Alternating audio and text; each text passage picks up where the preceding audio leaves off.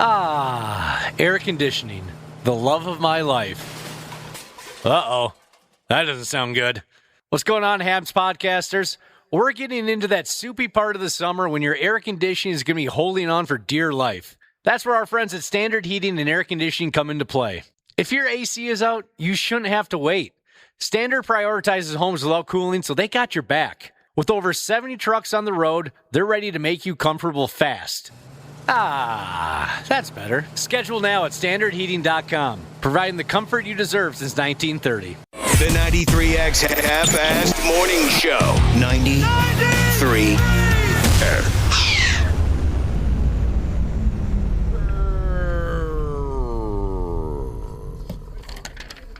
Well, here we thought that yesterday was going to be our Friday.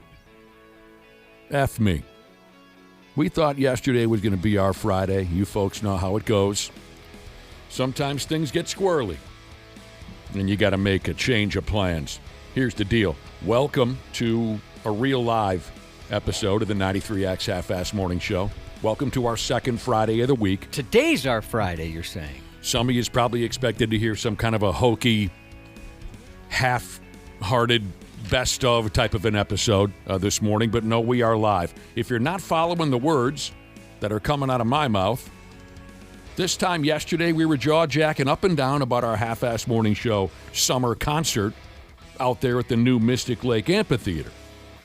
It was scheduled for last night. We were all set to head out that way, enjoy the show, stay out late. And also, because of the seniority that Josh and I have here in the building, we were going to take today smooth off. There's no one that's going to step in our way. Right, Cubby? That's right. After all these years. We were going to take yesterday off. But like a lot of other events, because of that dangerous smoke pile pouring into town from Canada, our show got postponed. That surprised me. I mean, they were canceling Valley Fair shut down yesterday. I still kind of thought they shut everything off at Valley Fair? Done. They took the day off. I still thought maybe they'd have it going, but I suppose the singers would worry about what was going to happen to their voices or something. I don't know who made the final call, but yesterday, early afternoon, we found out that the show was postponed. At that point, we more or less thought, well, F it. We might as well be good Americans and come to work. Well, it seemed like the right thing to do. So here we are. There you are. Let's go ahead and get some. Kind of awkward. Just like that situation where you say goodbye at a restaurant, exit, and then all of a sudden you realize you parked right next to each other. Do you mind if we redo something? It's especially awkward because yesterday we played the F You Till Monday song, thinking yesterday was our Friday. Can we play it today? Because today makes more sense. Today's our Friday. I don't think we should because, something might happen and we're coming to work tomorrow. Oh, God, Just in no. case? You want to take a chance and play the F You Till Monday song again, you go right ahead. But what happens if we have to come to work tomorrow? Then we'll have to make a new one. All right. I like it. Don't take this personal, but I hate that your desk is next to mine. When you peer over the cubicle, I've considered taking your life. After 40 hours of hearing you bitch, let me make one thing clear. The last thing I want to do is go get a beer. Come on. So F you till Monday. I know we said it yesterday, but seriously this time. Don't call and ruin my weekend. F you till Monday. We really do mean it. We're co-workers, not friends. After 5 days straight of dealing with your shit, get out of my face.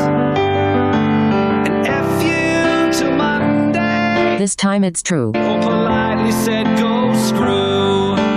F you till Monday. We wouldn't lie to you about this. How did all the layoffs skip you? I see you more than my wife and kids, so when 5 o'clock hits, know this. F you till Monday. For real. F you till Monday. Honestly. F you till Monday. I hope you get hit by a bus. That clears it up. So the whole experience was kind of a drag. Really. We were prepping for a day off. We were prepping to go out and have a good time at the brand new amphitheater down at Mystic Lake, but Didn't happen. We'll try it again on September 5th. I think I have that correct. The show was postponed to September 5th. And that's a Saturday. Makes it even better. Is that a Saturday? It's a Saturday. That's the way it should be done. They even closed down Valley Fair. The smoke seemed to be a little bit better in the afternoon. It was still like terribly hot and disgusting, though. Yeah, it definitely was. But you could see like the neighbor's improved. house by late afternoon. Yeah, Things improved. I guess it was, how do they say it in the business, Josh? It was, done out of caution.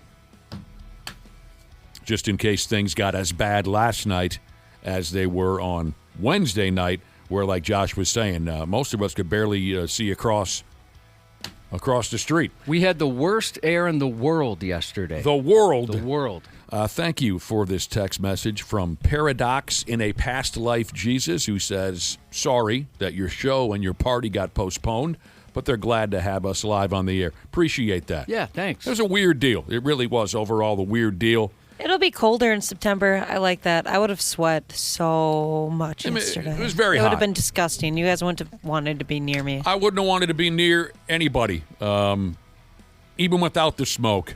It was awful hot. Yeah, exactly. So, I mean, it was kind of a drag, but it wasn't the most heartbreaking experience I've ever had in my life. It works out. Because I don't tolerate the heat as well as I used to. So here we are. It happens. And we'll give it another shot in early September. Josh, light of my life over there.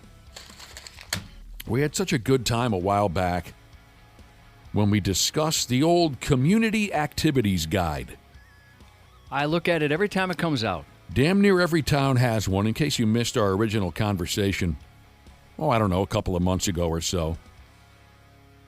Every team has, that's not the word, every town has one of these activities guides. You get that pig in the mail. We learned, to nobody's surprise, that you, like you just said, you very thoroughly read through your community activities guide, and you get excited about the thought of joining, this cooking class or that Zumba class. You at least circle a lot of them. Maybe you don't commit yourself to all of them. I've done a couple. You've gotten involved in a couple of... And I was actually taken aback by, when we had the conversation originally, I was taken aback by how many of our listeners get really dialed into activities through their hometown activities guide. Because sometimes it's things you'd never think of. Where I'll see, a glass blowing class. That would be kind of cool to know how to make a bong or something like that. Make yourself a bong. Yeah. That's how I found the mom and baby book reading classes. Those are like I go to those at the library. Your baby can read? Dang. Mom Yeah, and- he's way smarter than like every other baby. So let me just take a guess here. So you and other young mothers get together in a room and you read to your babies? No, there's like a teacher person that sits in the middle of the room and she reads and they do like fun music and all that cute little stuff, and then there's a bunch of toys at the end. Yeah, I love that kind of stuff too. You've gone to a few of those. Yeah, and they're you fun. learned about it through your community activities guide. Yeah. Adorable. I can't wait until he gets older because there are so many fun little like outdoor activities for kids. Hell, up until a couple of years ago, I would sweep that thing into the garbage quicker than you can say Jack Robinson. I never took an interest at all. I thought it was the dorkiest thing in the world. But now I admit I do sift through it. I remember there was a local radio guy who was giving like voiceover and how to get into radio tips. Oh, Jesus, that sounds terrible. I'm surprised you didn't go, though. That sounds like self-serving crap is what I bet it was. Maybe it was. I don't Everyone, know. gather around. I'm a radio guy. That's what it sounds like to me. Maybe I'm wrong. But anyway, I do find it interesting just how many different things are available. So recently, Josh, I received the latest activities guide from my hometown in the mail. I highlighted some events, and I wanted to run a couple of them by you folks. I mean, as you know, it's a lot of yoga. It's a lot of workout, this and that. It's a lot of learning how to, like you said, glass blowing, woodworking. I thought about like learning how to code or learning how to make spreadsheets. Things like that have kind of interested me. Things I've never even tried to do. Let me run a few of these at you because I think they're unique.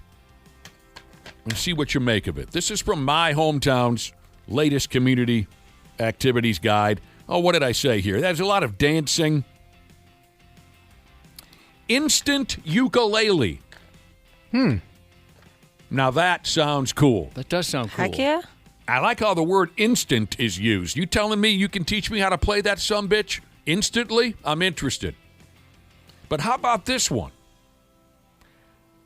This is the title of an activity you can sign up for in my hometown. The documents you need before you pass away. Oh, yeah, they got all kinds of estate planning, and that's pretty common. I'd never heard of that one before. Never seen that before. That's I'd circled that before. You have? Where I thought, boy, I better make sure all my ducks are in a row. Well, let me ask you, have you, at this point in your life, filled out all of that documentation properly? I have. The documentation you need before you pass away. Well, like, what are they? I'm completely out of the loop on Oh, this. you got your health care directive. Health care directive. You got your will. Oh, health care directive, like, if I end up getting run over by a bus Pull the plug. and you got me on life support, here's what I want you to do and what I do not want you to do. Don't Okay? let anyone see my wiener. Like that kind of stuff. Wiener. Keep my underpants on, T-shirt if you can. So far, we've got wiener and underpants. Keep those on. You get. All right, what else? Okay, health care directive. You got your last will and testament. You've got that all sorted out already. Got that done. What else you got? You have like a document that says, here's where our accounts are. Here's Okay, the money. passwords and stuff like Here's that. how you get the money. Yep.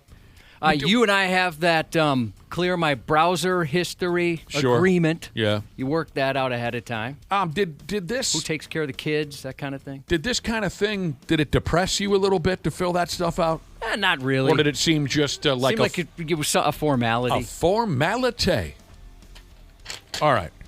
That one grabbed me when I was looking at my activities guide. The documents you need before you pass away. I'd like to hang out with that crowd.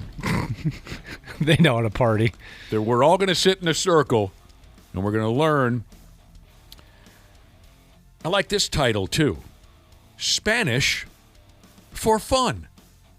I'd love to learn another language. But here's the problem, Me too. Josh. Here's the problem.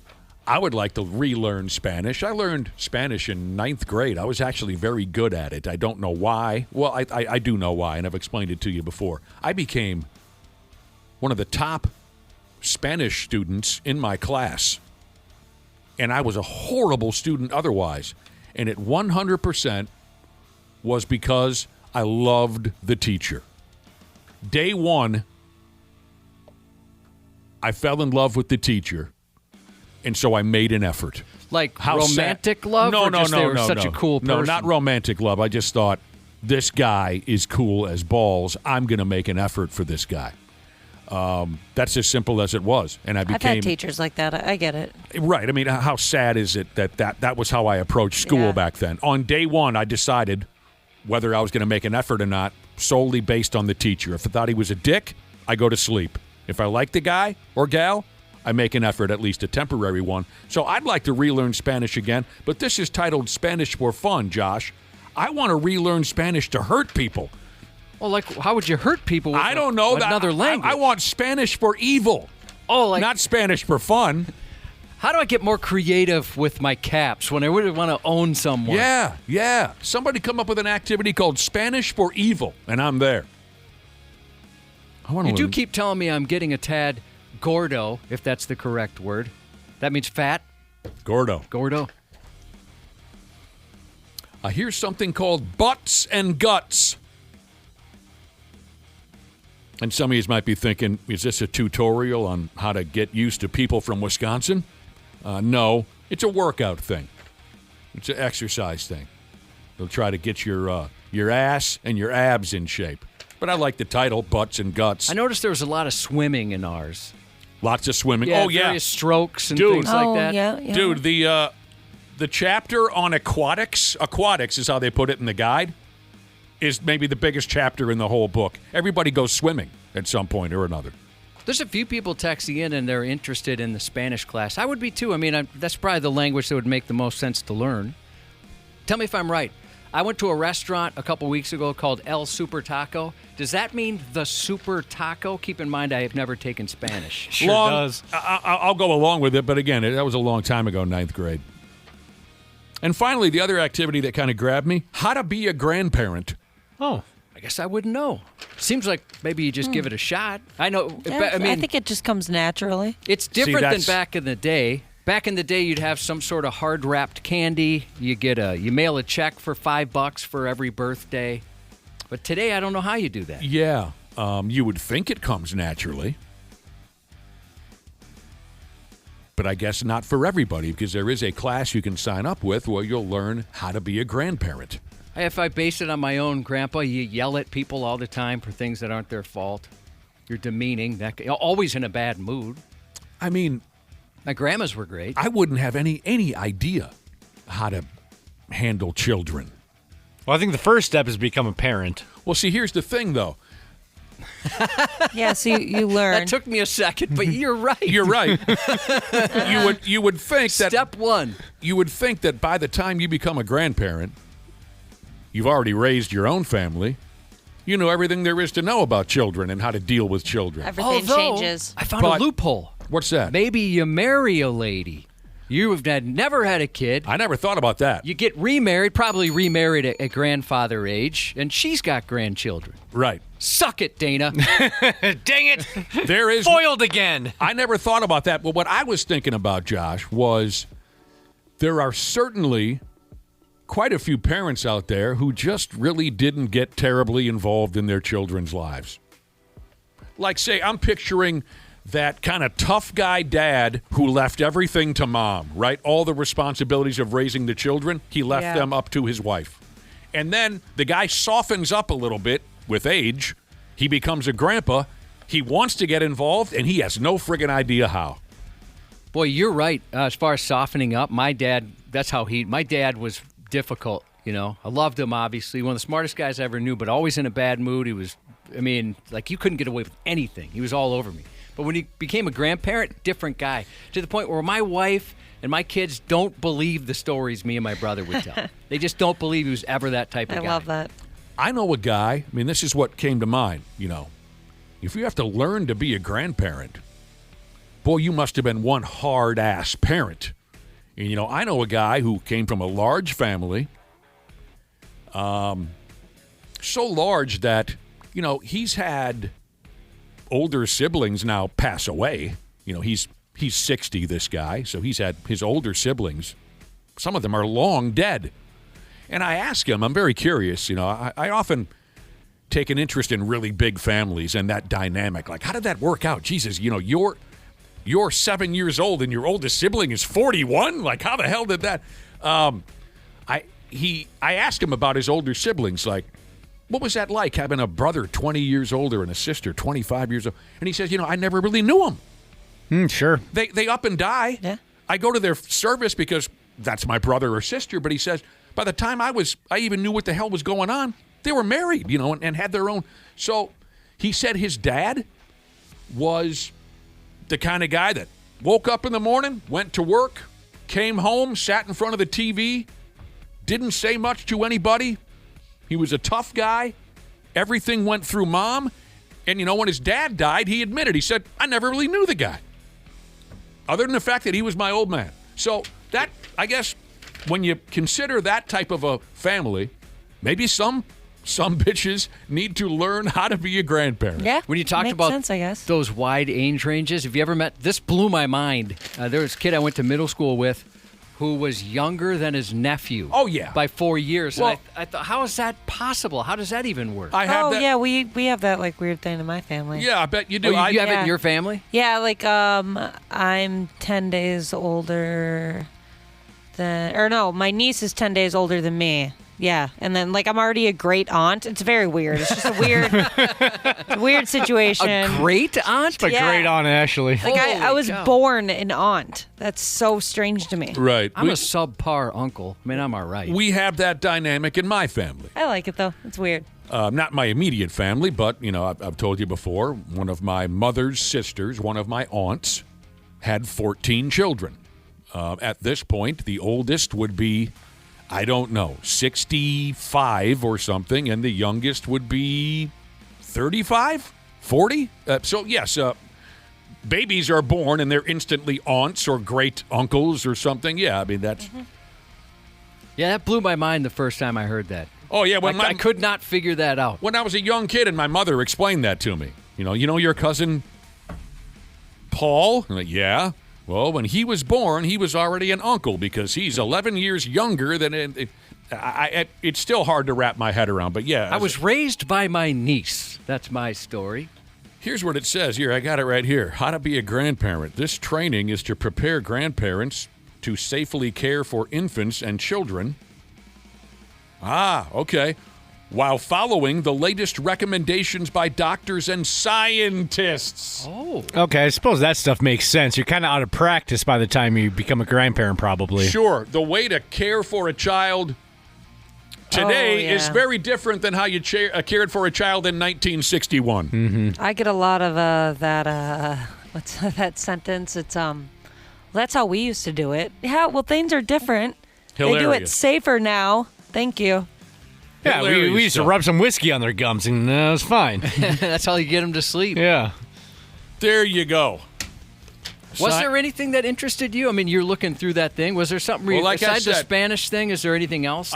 Spanish for fun sounds good. If they can just tweak the title and turn it into Spanish for evil, I'm in. Was there anything that sounded fun? The ukulele thing yes, you brought. the ukulele. Were you serious about that? I would absolutely love to learn how to play some form of guitar.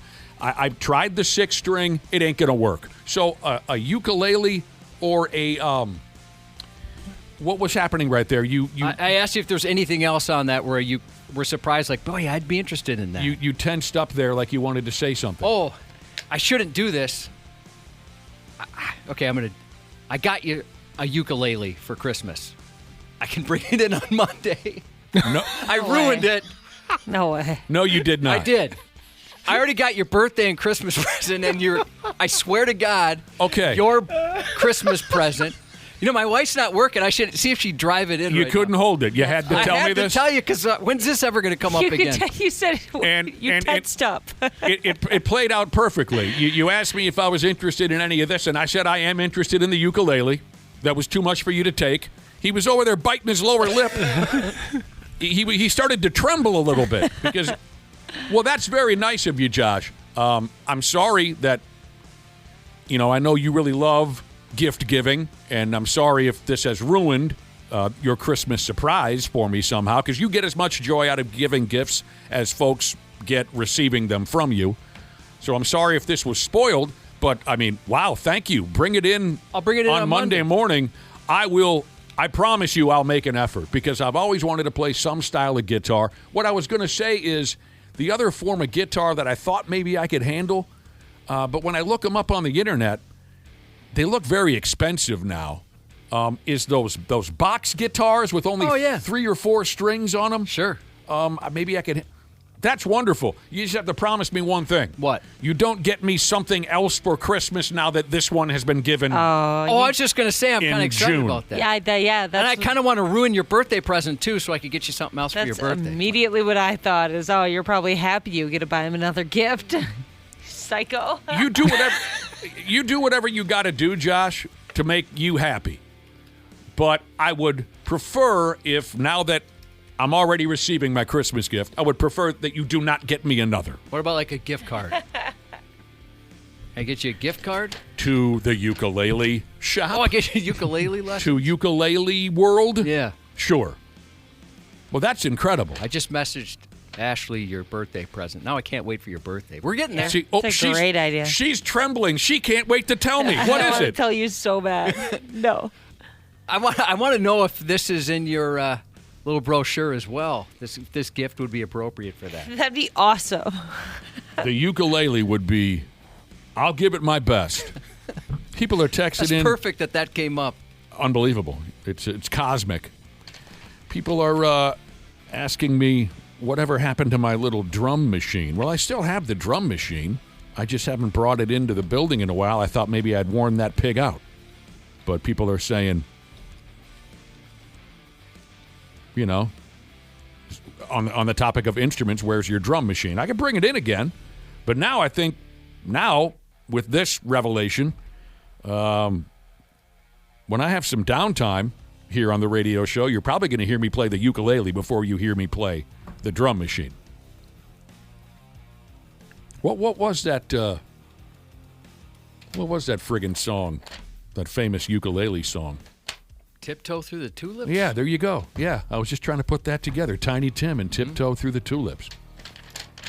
Is that the smoke on the water for ukulele rookies? I wonder. Because when you first start playing a 6-string guitar, the first song they teach everybody is Smoke on the Water.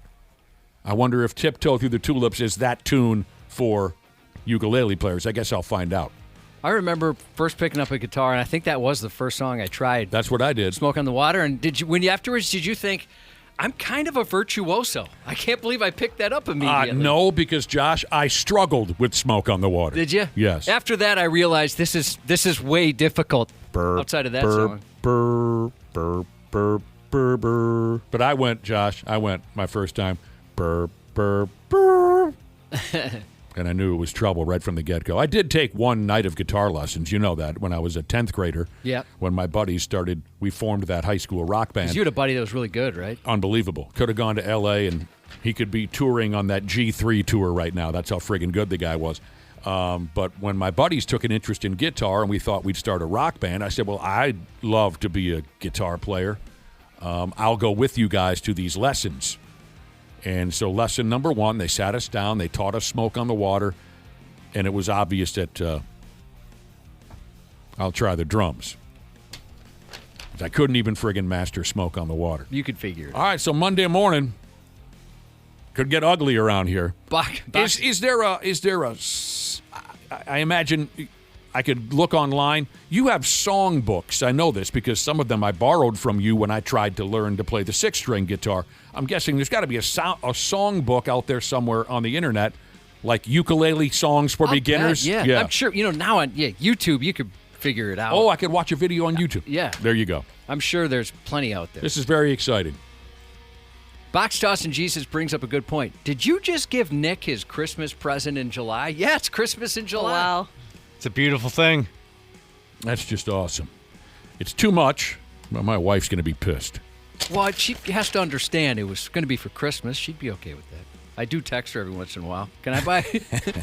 Okay, the most recent one I sent there was, hey, I'm at Sam's Club. Do you mind if I buy Nick a giant thing of mixed nuts? You cool with that? She's like, well, I guess so. If you don't get it, my wife is mad at Josh because he's too kind to me. And she feels I don't deserve it. And then she's mad at me because I don't reciprocate. But I don't want you to, so that makes it so you're doing the perfect thing. Every once in a while, I catch my wife sending a text to Josh, and she texts, "Stop giving him things. He's a dick. He never gives you anything back." So she's mad at both of us in a way over this gift giving drama that we have between us. And I respect her enough to ask, is it okay if I do this? You do. Well, I can't. I'm speechless on the tub from here on out on the subject because I think that's just too kind of you. Well, I can't wait. I was thinking that you'd probably enjoy something like that. Listeners are reminding me of my skill set on butt bongos. Yeah, it's been a while. That was good. I was good. I'm glad we videotaped that. I was damn good. And in today's climate, I'm glad they took that off the internet. At least I think they did. Maybe I could create a jingle for Hogbauer Automotive with my ukulele. I suppose a banjo would be more fitting for the folks over there, but that'd be perfect. Maybe they'd accept a ukulele tune. I'd like to learn how to play the banjo. I can't remember if I said that out loud, but I thought it a few minutes ago. Oh, dude, no, I don't think you said it out loud. I've also always been really interested in that, but I've heard it's difficult. It looks so difficult. If I can't even come up with Smoke on the Water with a 6-string guitar, there's no way I can. Ukulele might be my only chance. Sometimes, like, if you guys ever... Oh, you went to an orchestra not too long ago, Nick. I did. Was there a violinist? That's all it was. Oh, okay. Well, okay, stupid question then. But you watch some of them play, and I bet they could shred. I bet they could play any kind of heavy metal that's out there if they wanted to. Well, see, that's what I went to see. And I can't remember the name of this act, but it's for, at least this version of the group, from what I understand, there's dozens of them, and they split off into smaller groups, and they go town to town, and they play heavy metal, thrash metal, pop, rap, whatever you want. They play those songs with string instruments. So what I went to see was 4 violinists, and they played, I believe it was all the music of Queen. Very cool. It was really... Is that the ones with like all the candles? Yes. Yeah. Candles was part of... that? There was like the Candle Light Showdown or something. You got it, Ashley. And it was really cool. I mean, I'd never seen... I bet the arrangements were really cool, too. Yeah. I mean, in shredding, absolutely. They were taking Brian May guitar solos and fingering them on the violin. So absolutely. I mean, it was really cool. I thought I would be bored to death, and I was on the edge of my effing seat. But I'm a big Queen fan. Maybe if they were sitting down and playing the hits, well, I guess I know for sure. If they were sitting there and playing the hits of Oasis, I would have gone to sleep quite quickly. It's a voice. But, Queen, I was all in on that gimmick. So, well, I can't believe we got to where we got this morning. Yeah. The biggest piece of information you need to take away from this conversation is come Monday, I'm going to aggravate every one of you by playing my ukulele poorly, very poorly at first. What if you pick it up instantly? We'll see. You're a savant. And you go on tour with Creed. I would love to tour with Creed. There's no question about it. All right, let's get going. You're a terrific crowd. Today is, we think, for real, going to be our Friday. We swear. We thought it was going to be yesterday. It switched over today. Randy Shaver will be here. Christ almighty. We'll try to squeeze in as many laughs as we can. We'll be right back on the Half-Assed Morning Show. Hey, it's Dana, Smart Club member of Standard Heating and Air Conditioning. When your AC isn't working, everything just feels off. That's why I trust Standard Heating. They're fast, reliable, and make it easy. So it's just one less thing to worry about. And if you've never tried them before, now's the time. Get $75 off your first service or tune-up. And while you're at it, mention 93X. StandardHeating.com, providing the comfort you deserve since 1930. Years of hard work, and now you've got pain in your back, your shoulders, your knees, maybe your joints. You need help. Randy Shaver here with the answer. Dave Bialke. He's got over 30 years experience in getting workers' compensation benefits for people just like you. Don't suffer. Call Bialke Law today. 763-571-2410 or go to bialkelaw.com. That's BIALKE law.com. And it spells relief for you. Stupid news on the Half-Assed Morning Show.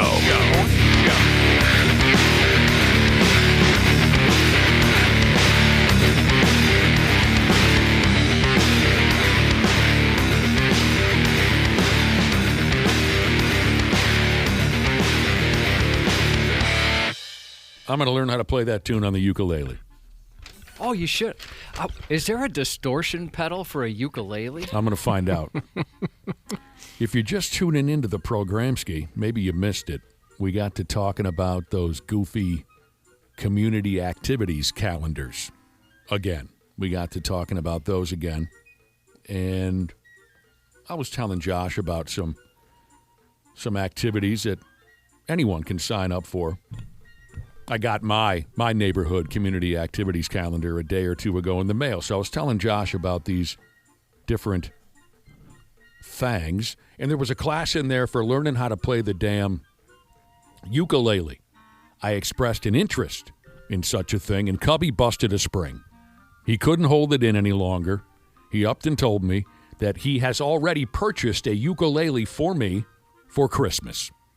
There's a long time to sit on to be very, very excited to give. How long ago did you buy it? A month ago, or certainly a few weeks Unbelievable. ago. Have you given it a shot yourself at all? No, I couldn't do that. It's still in the cardboard box it came in. So he says he's going to give it to me Monday. Prepare for the worst, people, because I'm very excited about this, and I'm probably going to try to learn on air a few times. I'm and excited. You're going to want to throw your radio into a river. You know what? We don't even know how to tune it. I don't even know how a ukulele. I'll have to look that up. I've got information already, Oh, Josh. you did? Okay, good. I do. So, I hope I've made it clear, Josh, how much I appreciate all this. I'm going to give it a shot. I'm going to try and play that damn thing as best I can. Hilarious that you couldn't wait and you had to tell me today. I got some text messages here. So, yeah, how do I learn it? Are there books out there I can purchase? Josh recommended he's sure I could go on YouTube and find somebody to teach me how to play the ukulele. I got this text message now. What's this? From Machine Cartoonist Jesus. He said, when I get that pig in hand, look up Bernadette Teaches Music on YouTube. He recommends Bernadette for my ukulele lessons, and he adds this, Wawa-wee-wa. Oh. You'll thank me later. He said Bernadette almost ended his marriage when he was learning how to play instruments through her on YouTube. I did look her up, and I'll echo that wah-wah and the wee-wah. Oh, yeah, I'm looking at her. Oh, You Are My Sunshine is one of the lessons. You could learn that one. Oh, you could sing that to Josh. I love that song. I sing it every day. Everybody loves a couple times a day. that song. Who do you sing it to? Mike Child. Oh, my God. My wife sings that to her pets. I used to sing it to the dogs. Mm-hmm. So I bet they're jealous. Yeah, they got I usurped. know. Mom used to sing that to us. I bet they do. Now, Diapered bastard. Poor puppies. Bernadette will teach me how to tune a ukulele as well, Josh. Oh, good. Yes. Yeah, I would have no idea. That's important. One of our listeners has already sent me the ukulele sheet music for One by Metallica. It looks very complicated. I don't know how to read music at all. Did you print it? By No, any chance? I Okay, can just find wanted- it for you. Okay. I can find I'd it for imagine it's tablature. I don't know what that means. Like the numbers, it shows you basically there's lines with numbers on them that would indicate the string. Well, it looks the fret there are notes. Oh, yeah. There are musical so you'd notes. have to read music? I'd have to read music. I'll try to find it for you before it's all said and done. So we also got to talking about guitar lessons. I took guitar lessons as a kid. I lasted one lesson, and it was obvious that this was not for me. Josh took guitar lessons. He became a professional player. We mentioned that, and I thought it was universal when you sat down to learn the guitar from a teacher. They all teach you "Smoke on the Water" by Deep Purple is always the very first song that they teach you. Here's a listener who says, when he first started playing, the first song they taught me was "Hot Cross Buns." I learned that on the recorder. Yeah, that's what we learned in the is what- recorder. yeah, exactly. He says, my guitar teacher, the first song he taught me, he feels ripped off. He wished it would have been "Smoke on the Water." First song they taught me was "Stupid Effing Hot Cross Buns." Yeah, you got to teach something the kid thinks is cool, keeps him motivated. Like, wow, I know "Smoke on the Water." Maybe that's changed. I mean, when I sat down to take a lesson, it was 1986. That's a long time ago. Maybe like a Green Day song or something. Something punk and easy and power chordy. Maybe it's advanced beyond "Smoke on the..." Gosh, at this point, I probably aged myself even saying Green Day. Who knows? That's okay. Back to these community activities calendars that almost every one of you gets that in the mail. A question here from Offended Millennial Jesus. He wants to know, in Wayzata, where I'm from, and that's the calendar that I get the Wayzata. Offended Millennial Jesus wants to know, in Wayzata, is there a class on how to interact with lesser North Metro or South Metro citizens? Oh, yeah. There should be. Yeah, like how to hide the disdain on your face. The disgust, the disdain. There should be. Try to talk to them about regular things like, cars that aren't Range Rovers and stuff like that. Yeah, I often ask myself, or I often find myself asking North Metro and South Metro people, I ask them, what do you mean you ain't got a slip? Yeah. How do you pronounce that vehicle? Chevy? Is that what it is? A Chevrolet? How do you say that? And finally, before we move on to the Stupid News Report, we're here today. We didn't think we would be. We're taking a crack at our second Friday of the week. We thought that we'd have today off. That was our plan. We were going to head out last night to the Half-Assed Morning Show Summer Bash out there at Mystic Lake Amphitheater. We were going to stay out too late and then take today off. Well, the smoke and the heat and the this and the that caused a lot of outdoor activities to be canceled yesterday, including our half-assed morning show, Summer Bass Show with the Creed in the bush. It's been postponed to September 5th. So here we are. Maybe you didn't expect to hear us. We're happy to be here. How lucky are we? 2 Fridays in 1 week. Never happened to me before. Does that mean we get paid twice? I don't think so. I think Okay. it would be just the regular pay. On the topic of the heat and the smoke, Fat Lebowski texted in. He thinks he's special. He wants a shout-out. No, I'm kidding. He said, how about a shout-out for the HVAC people this week? Well, I'll turn this into a shout-out for any swinging D or V that has had to spend any time working out of doors this week. Boy, you're not kidding. By Monday, Tuesday, it's supposed to be much better, but this has been miserable. It's been effing miserable. So Fat Lebowski says, shout out to the HVAC people. He says it's been hot as F this week. And he said, also consider this, all that smoke hits differently when you burn 30 cigarettes a day, he said. Yeah. I mean, you've been training for this? Yeah. 30 lung darts, But he it's, says. yeah, still bad. Boy, the HVAC people, they saved my butt. I can't even imagine not having air conditioning anymore. I mean, we both grew up without it. I never want to go back. The last couple weeks. I hate air conditioning, Ouch. but that's a totally different story. You don't need to hear that from me, not again. I bet you appreciate it now. It's got to be 1 or 2 weeks a year you appreciate it. I don't know. I think I still hate it.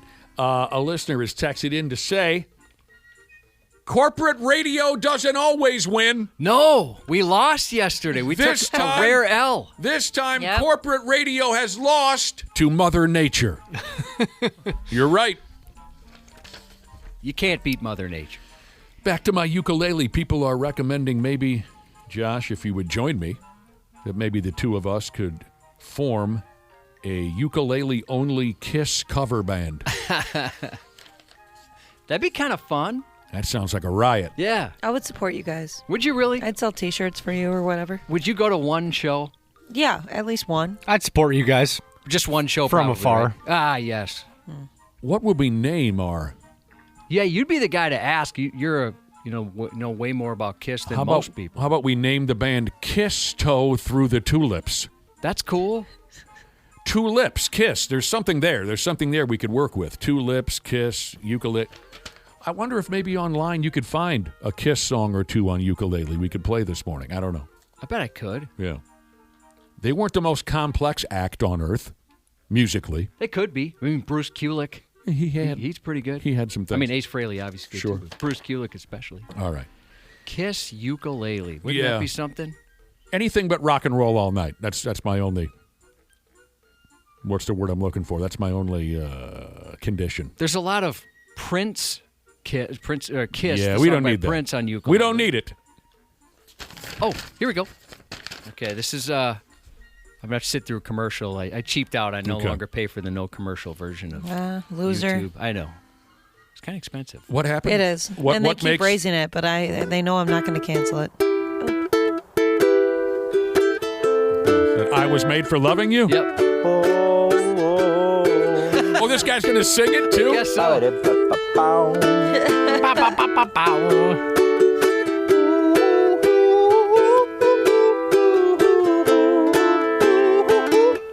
Nick, there's tab on here to teach you how to play it. It's on, dude. It's friggin' on. I'm going to send you this. Maybe we can learn this. Tonight, I want to lay it at your feet. In the darkness, there's so much I want to do. This guy's good. Yeah. He's Yeah, good. I like him. He's a raw talent. Someone's asking us to learn how to play Holy Wars on the ukulele. We're moving away from Kiss. Now we're moving on to Megadeth. That's a pretty steep jump. Yeah, I think it's going to be tough to play most Megadeth songs. I don't know if we can Even on play guitar, on Holy anything. Wars. Holy Wars on the... That's... my hands would fall off. Looks difficult. All right. What an exciting day. Tune in Monday for my first crack at the ukulele live on the radio. All right. Here's what I have for you. The final episode of our Stupid News Report for this week. And you know what, Cubby? I got to tell you about something that happened to me yesterday. We do spend an unhealthy amount of time every week sifting through and reading and editing these terrible, disgusting, disturbing stories in order to use them for show material. We read so much vile material every week. I believe we've developed a tolerance, or maybe you might say we've become desensitized. But Josh, have you noticed that every once in a while, this is what happened to me yesterday, every once in a while, when you're reading through a story, it suddenly hits you, it overwhelms you, and you just want to lay down on the floor and puke? Oh, there's been times. Sometimes just reading a headline. You guys have heard me before. I'm reading a headline. I'm like, oh, God. Oh, geez. Yeah. It's like you've hit your limit. You just can't take anymore. That's what happened to me yesterday. There was a sudden feeling of just pure disgust where I had to take a break. I couldn't read one more word. I'm good to go now. I needed to walk away for a minute and kind of hit the reset button, so to speak. I'm excited now. Well, no, see, that's the thing. Don't get too excited. Oh. Because this story is no worse than most of what we cover in our Stupid News Report. It's just I hit a limit. Do you understand what I mean by that? Your breaking point. Yeah, hit my breaking point. It hit me yesterday when I was reading through and editing our first story for today. No worse than any of the others, but I hit a breaking point. So here you go. You folks listen every day. You hear all these vile stories. Maybe I can cause someone else to give way. Right from the get-go, it didn't help my situation yesterday when I read that the story came from the sickening far southeastern United States, just the absolute worst area imaginable. What happened is this. A 44-year-old man is off to jail now. He got caught hanging around outside an apartment complex at 2 o'clock in the godforsaken a.m. He got caught hanging around outdoors, and he was stuffing a sex toy up his can. Yeah, my anus is off limits. I don't understand. Indoors or out? Doesn't matter where I am. Doesn't matter what part of the country I'm in. Nothing. So yeah, there was something about reading that information, combining with all the others, where I finally said, "Good Lord." That's an indoor activity, by the way. Yeah, butt stuff does not happen outside. Every person's got to have a code, and that's Ashley's. She's right. Well, it does in Jamaica. But so, dude is outside, 2 o'clock in the morning. I mean, isn't that just effing repulsive? That's pretty gross. It's a terrible thing to walk up on. And it's sad that we've become desensitized to something like that. How sad. That is sad because I'm like, oh, whatever, another dude putting something in his butt. How did we become so effing disgusting around here? The late night outdoor dry anal sex toy guy. He goes by the name of John Nemeth. Nemeth is the last name, says here. His closest pals call him Nemo, which is cute. Nemo is in jail now. He's not going to have any close pals anymore, hopefully. I don't think he's going to have any more pals. He'll find some like-minded people in jail. Yeah, maybe. I mean, I was thinking about it. I would be very disappointed in a friend. I don't know if I'd abandon the friendship if this was a isolated incident. I would have to abandon the friendship. But I would hope they'd feel enough remorse where they realize, yeah, that is something I should have done in the privacy of my own home. Well, here's what Nemo... And not dry. Nick mentioned it was dry. Don't do it dry. That seems dangerous, doesn't it? Sounds like a man who knows from experience. Well, no, I think about these things. Nemo. What else on this guy? Yeah, he probably shouldn't be overly concerned about his friends. He's got bigger problems because Nemo, John, he has 2 young children. Yeah, you don't want to know that about a parent. But it's very likely that his kids have known he's a sick lunatic for quite a while already. His kids most likely knew he was a disgusting person long before he publicly cornholed himself the other night Court records say that Nemo has already spent more than a decade of his life in the state penitentiary for this and that. Gosh, that would suck. I mean, I'd rather have my parent go away for some sort of crime, like embezzling from a church, as awful as that would be. Not that kind of thing. Yeah, that was the one, though. Interesting. That was the story that made me kind of push everything aside and say, I need a friggin' break from this. Well, sometimes, everybody's got things going on. You just never know what somebody has going on. And maybe if you've got something going on, you're thinking it couldn't get worse than that. You hear a story like this and you think, all right, a little perspective. I'm not shoving stuff in my butt outside of an apartment building. This guy's a 44-year-old man who's got 2 young kids in the house. Yuck. All right, what I have for you this time, what do I have now?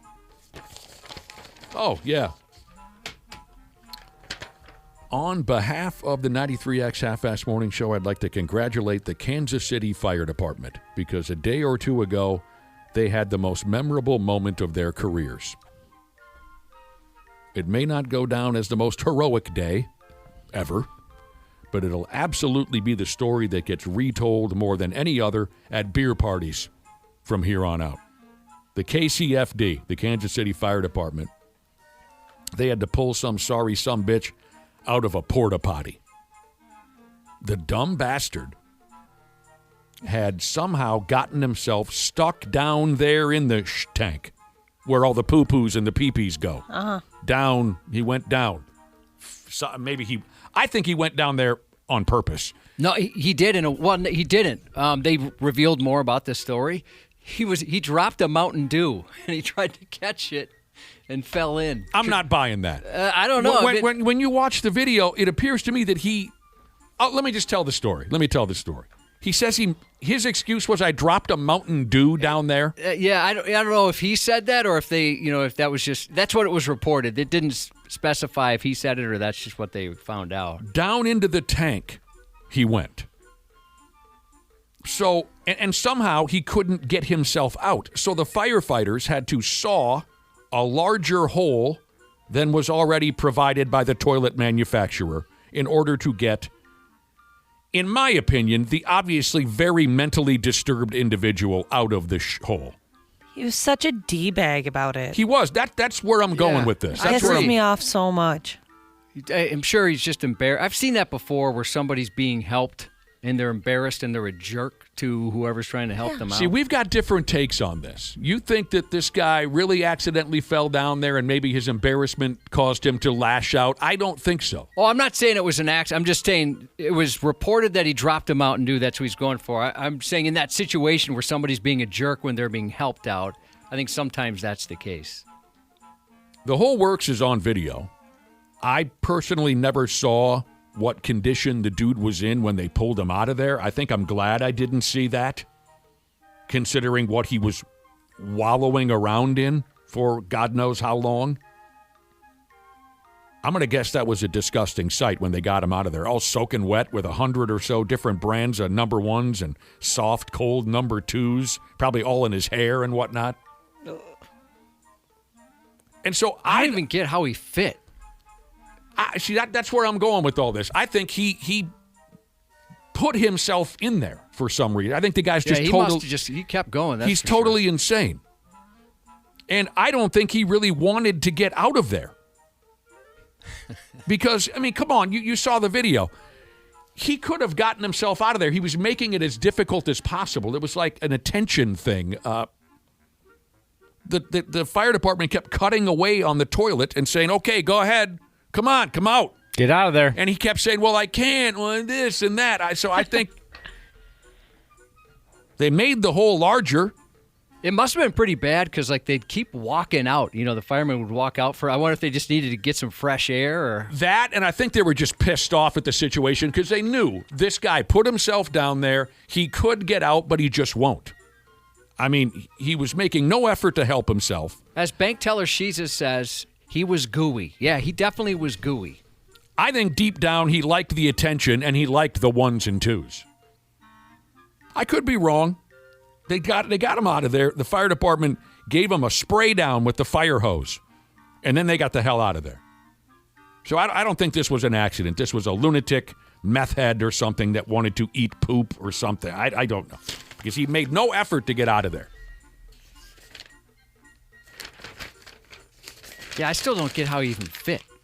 Yeah. There's not a ton of He's not room. a little guy. Well, you saw him when he got out. Not all of it. They just kind of showed his arm come out and, like arm, like up to like his side. And he had a big arm. I mean, it just looked like a big dude. That's why I think he got in there on purpose. Oh, he must have. Yeah. Whether or not he dropped something and went for it, he decided this is where I live. This was no accident. No accident. I live here now. Unless somebody Leave. pooped him out. Is that possible? No, that couldn't have happened. A butt baby? Or gave but like a birth full-grown man? To a full-grown man, yeah. Gave birth to a guy? This was just a meth head who wanted to play with pee and poop. It does seem more like if he dropped something. I mean, I understand. I have a love for Mountain Dew. As a matter of fact, I'm going to have one in a second here. But it must have been, if he did really drop something, it was drugs. Or you mentioned meth. It had to have been something like that. One time I was very, very intoxicated. I was at Rockfest, so of course, which is going on this weekend. It is. But I was in one of the porta potties and I had an e-cig. And it was like one of those big douchey ones where it's like a battery operated. And I dropped it into the porta potty. And the door it was like kind of like half open. I don't know. And so my husband was right there and he saw me do it. And he saw me like go to reach for it really quick, just like out of instinct. And he was like, no. We are not. We'll get you a new one in the morning or something. You're not going into the porta potty for the e-cig that you have to put your mouth on to use. That's not happening. Yeah, I'm surprised that you could have been that drunk to go for that. Yeah, it was just, and like, it was such instinct when I've dropped it in the past because there's plenty of times, just reach for it right away. Why keep it in your pocket? That's the problem. That's how it happened. Is I went to pull my pants down and. Did you already say? I'm sorry if you already said that. No, I didn't. Okay, I mentioned that part. Nail Gun Jesus said, "Would you be able to take enough showers to feel clean Hell again?" no. I'd have to bathe in bleach. But our guy was not concerned about that. No, he didn't seem to be too bothered. Nope. That was exactly where he wanted to be. Do I need to tell you the story again about the porta potty at Brainerd International Raceway with the cherry on top? That's pretty nasty. I think about that sometimes. Oh my God. Like if I see one that's pretty full. I was headed for the crapper. One of my buddies just got out of there, and he said, "Hey, look for the cherry on top." And I said, "Huh?" When I got in there, I saw the largest mountain of loose human feces I'd ever seen in my life. No. A perfect peak. They call that the iceberg. I'll go along with it. I hate this. 4 or 5 days of camper diarrhea. And at the very, very, very tippy top, there was a tampon that It was used, yeah. had been used thoroughly. Nice. It was the perfect cherry. Got some use out of it. It's great. That's not the weirdest thing you've seen in a porta potty, though, from what you've said in the past. Oh my damn! Are What? you How is going? that not the weirdest thing you've seen? that in a might be the porta-potty? grossest thing, but not the weirdest. Are you going back to that Vikings tailgate party? I am. I love this one. I don't remember. Ashley, Vikings tailgate party many years ago. I went into the Washington Avenue. They used to set up porta potties there for the Vikings tailgate parties. We're talking old school Metrodome, right? Oh, the old Metrodome. And I opened up the door and flipped open the lid so I could take a squeege. And down in the tank, there was a kicking and fighting. There was a fawn, like a baby deer in there. And it was it was gritting its teeth and screaming and kicking. And That is such a weird place. I said, "What the hell?" And I just got out of there. Yeah, you're not in the middle of the country. You're in the middle of Minneapolis. I don't know how that happened, but they got it out of there. All right, the Whizzinator. Speaking of the Vikings, the Whizzinator.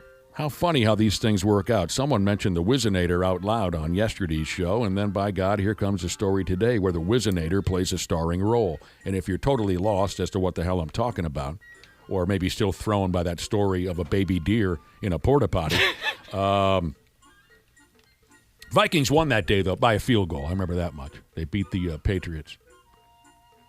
Anyway, a Whizzinator is a surprisingly believable-looking fake pecker that some dudes might keep in their shorts so they can try and fake a piss test.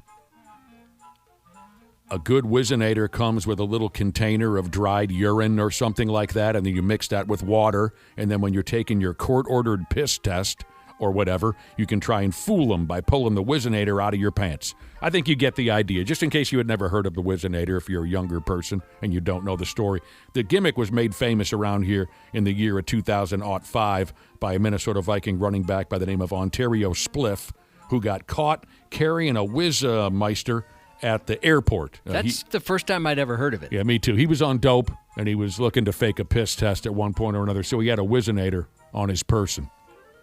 So here's a guy, now in the year of 20 and 26, the cops down there in the far southeastern, the cops, they had to wrestle this lowlife over his fake pecker. A dude by the name of James. James is a lowlife who's been in and out of trouble with the cops for years. He's a career asshat thief, drug addict. So he's one of those characters who has to show up to the local courthouse every now and again and produce for them a court-ordered urine sample. It's a probation thing, don't you know? Well, a couple of days ago, stupid James showed up at the courthouse. The cops saw that he was driving a motor vehicle, and that's not allowed for James. He has a suspended license.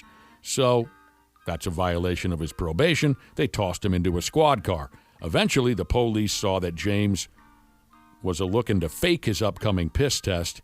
He had that classic model Whizzinator strapped to his leg or something. He was ready to whip that pig out and make some fake piss. He had it all set. He had the fake... Sucks.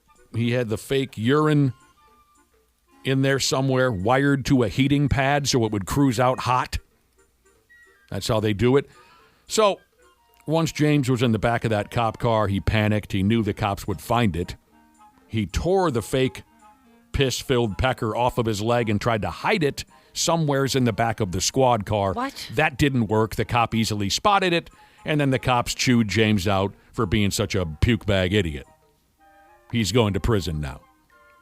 I looked up the Whizzinator's website, and they sell a lot more than just Whizzinators, right? You can buy your fake urine, a lot of varieties for some reason. Sure, what else do they have? Fleshlights, if you're interested.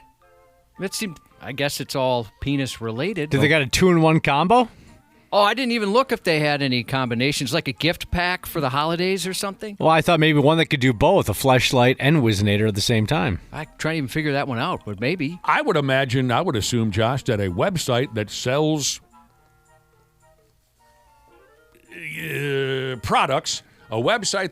products, made to cheat a drug test would just stick to those products. But they also branch off and sell sex toys. Yeah, like fleshlights. Anything genital related, they will. Yeah, I'm with you. I would have thought it would have just been the fake penises and the clean urine. If I'm buying myself an F sleeve, I'm getting it from a good old-fashioned all-American sex shop. Yeah, I want somebody that focuses on that. I want to talk Not a side business. I want to talk to the guy at the front desk and ask him about the pros and cons of the product that I'm about to buy. Right. I've been to one of those. Well, actually, I've been a couple times with you, and I've heard some of the people that work there, and they're very passionate about what they do. Like I'd imagine in a dispensary, at least in the movies, you have a very knowledgeable person who smoked every single kind of weed. And they can tell you everything about it. They usually care. This Whizzinator guy, he's all done. Can't believe he thought he could pull it off of his leg and hide it in the cop car. They make it where there's absolutely, it's just plastic back there. That's it. I mean, he was desperate. Where? And the cop like even there's said, a cup holder or anything. Like, where are you? He kind of kicked it under his feet. I mean, he was desperate. He was cuffed up front. So he was able to kind of use his hands to shake it down his leg. But it was funny because the cop who's going to pull him out of the squad car now, the cop sees this fake pecker and says, what the hell is this? And the guy's like, well, I don't know. And the cop says, what do you mean you don't know? I clean this car every day. It's part of my job. What do you think? I wouldn't notice a fake pecker in the friggin' car? The guy was just a complete moron. He did look very defeated, didn't he? The guy like, jeez. If I'm buying a sleeve, I'm going to, many years ago, me and some pals got awful drunk there at Rick's Cabaret. They threw us out of there like at 3 o'clock in the morning. And this was Josh. Oh, my God, look at the time. I had no idea. We're almost. Wow. Another one of those mornings where I completely lost track of time, so I'll wrap it up with this silly story. When they threw us out of Rick's Cabaret, this was back, Josh, when they had the sex shop right next door. Lickety-split? Lickety-split. So for whatever reason, we go into the sex shop. Everyone is wildly intoxicated. And one of my pals, because he knew he was going to be in a lot of trouble with his wife for staying out all night and into the morning at Rick's Cabaret, he thought, well, this is why we went in there. He said, look, I'm going to be in Dutch with the wife. Can we duck in here real quick? I'm going to buy her a dildo. So when I get home, yeah, she's going to be mad, but I can say, sorry, honey, here's a present. Here's a dildo for you. I don't know if that go F yourself. Very romantic. Yeah, I don't think that would help. I mean, if you knew this couple, it made total sense. So we said, sure, I have no problem. I like those joints. So we all walked in. Again, this is like 3:30 in the morning. The place is still open. There's one guy behind the counter. He's like, gosh darn it. He wanted to be left alone, but here come these 4 or 5 drunks. So my pal buys this 2-story tall, big rubber vibrating apparatus. There were prongs coming off the side to stimulate your ass, and it was this unbelievable $300. And he brings it up to the front desk. And instead of just ringing it up, he wants to ask questions to the guy about the product. Oh, no. He says, I'm buying this from my wife. So does this simulate the clitoris? And what kind of batteries do you? And the guy at the front counter says, it's 3:30 in the morning. What do you want from me? Get the hell out of here. My pal said, I'm sorry. Sure. Okay. And the guy said, that'll be $318. He wanted to ask all these detailed questions about the friggin' product. And the guy said, come on. It's 3:30. I don't care. We got to get out of here. What do we do next? Sports? Yeah. All right, good. Sports on the 93X Half-Assed Morning Show. This portion of the Half-Assed Morning Show is brought to you by Hogbauer Automotive, conveniently located at 3rd Avenue and Main Street. We've got the fairest prices in town. What's the bill? How much you got? No, I'm asking how much the repairs are. I'm asking you how much you got. As you heard, all services are haggle-free. Look, I don't have time to play around, okay? So how much is it? All of it, boy. Mention 93X for our special on premium blinker fluid. Hogbauer Automotive, 3rd Avenue and Main Street. Visit hogbauerautomotive.com or I got ripped off at hogbauerautomotive.com. Thank you again, 3rd Avenue and Main Street. Thank you again to the folks at Hogbauer for sponsoring today's program. Anyone got any ideas what we're going to do with Randy Shaver at 7:30? Not a whole lot going on, is there? I mean, the Twins are back at it tonight. They start a series in Chicago against the Cubs. Other than that, there isn't Dick Ola going on. Pretty slow. If you got any ideas as to what we're going to do with Randy Shaver at 7:30, we can call him and tell him to stay in bed. I don't know what the hell. A couple of text messages have come in, so there you go. That's all you need sports-wise. Twins start up a series tonight. Maybe. Maybe what? I was reading an article saying they're not so sure. With the smoke. Yeah, with the air and whatnot. Sure, you never know with this friggin'. Maybe I can try to find some things by 7:30, but here's the deal. Real quick, we had a conversation in our Stupid News Report. We're running late. I apologize. We had a conversation in our Stupid News Report about a dude who crawled into the tank in a porta-potty. God knows the horrors that he found down there. I deep down believe that he wanted to be in there, and the Kansas City Fire Department had to come a-running and cut him out of there. It was a total nightmare. A listener texted in, he knows something or another about a park ranger in this general area. They had to keep chasing down some crazy sumbitch who would crawl in and out of the porta potties in the national park. And he wouldn't just sit in the porta-potty. He'd get down in the tank like the guy we were telling you about earlier. He would crawl down there in the tank and root around in all the feces because he's totally out of his mind. They said the last straw, they found this guy down in the tank. He had a computer in his lap. He was watching porn, whacking his bag. And finally... it's every once in a while you hear stories like this, and aren't you guys glad you just get regular guy horny instead of bathe myself in feces horny? Yes, Josh, I do. I feel fortunate. I'm so happy that somehow I came away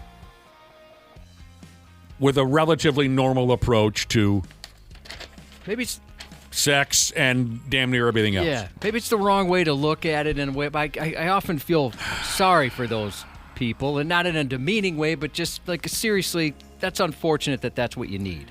And then before we go, Josh also brought up an old story of when he and I were at a Vikings tailgate party years and years and years ago. We were at a Vikings tailgate party on Washington Avenue that the porta potty set up, and I went in to take a piss, and I opened up I flipped up the lid, and there was a baby deer caught in the tank down in the. I don't know how it got in there, but there was a baby deer, and they had to rescue it. A listener says that baby deer in the outhouse reminds me of the time he says his Rottweiler fell into the piano and got tangled up in the wires. Really? And he called the piano tuner, and the piano tuner refused to help him out.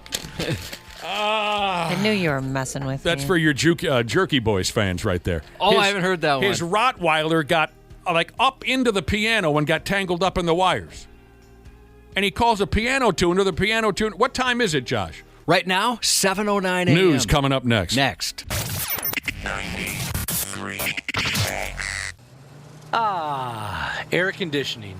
The love of my life. Uh-oh. That doesn't sound good. What's going on, Habs podcasters?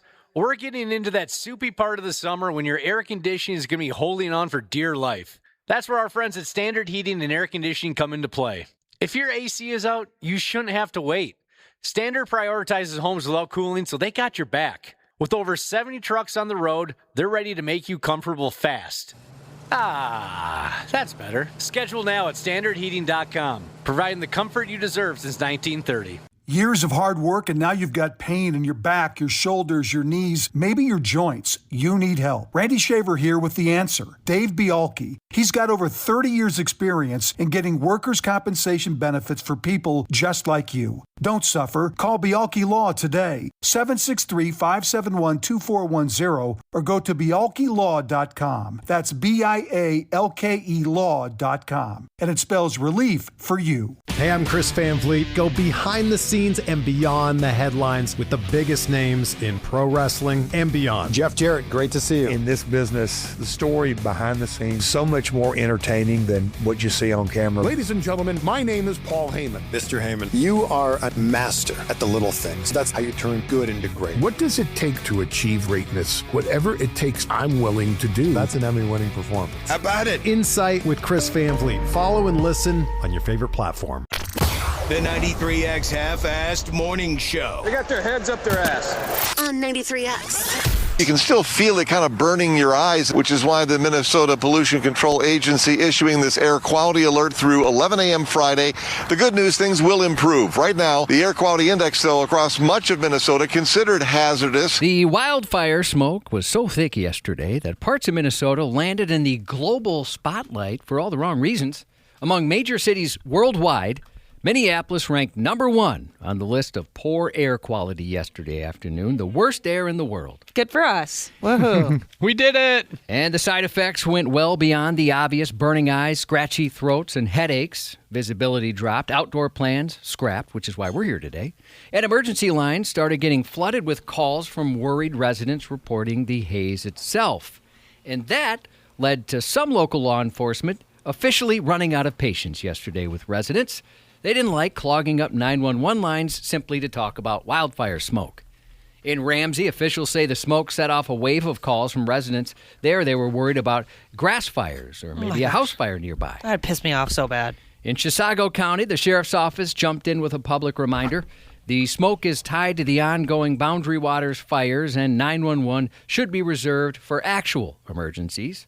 And true to form, the Chisago County Sheriff's Office delivered that message with the dry humor the department's become known for.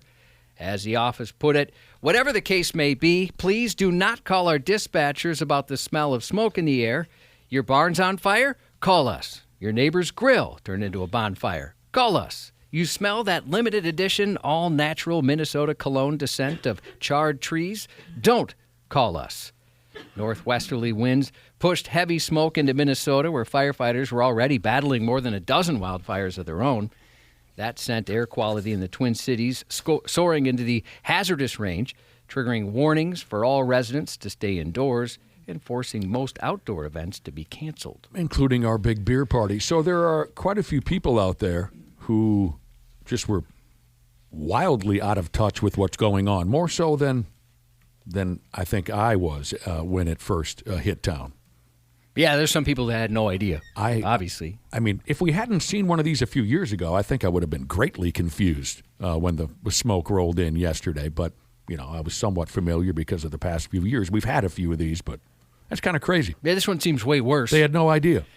Yeah, they just assumed it was something else going on. Yeah. After the third phone call, I'd be done. I'm not answering you anymore.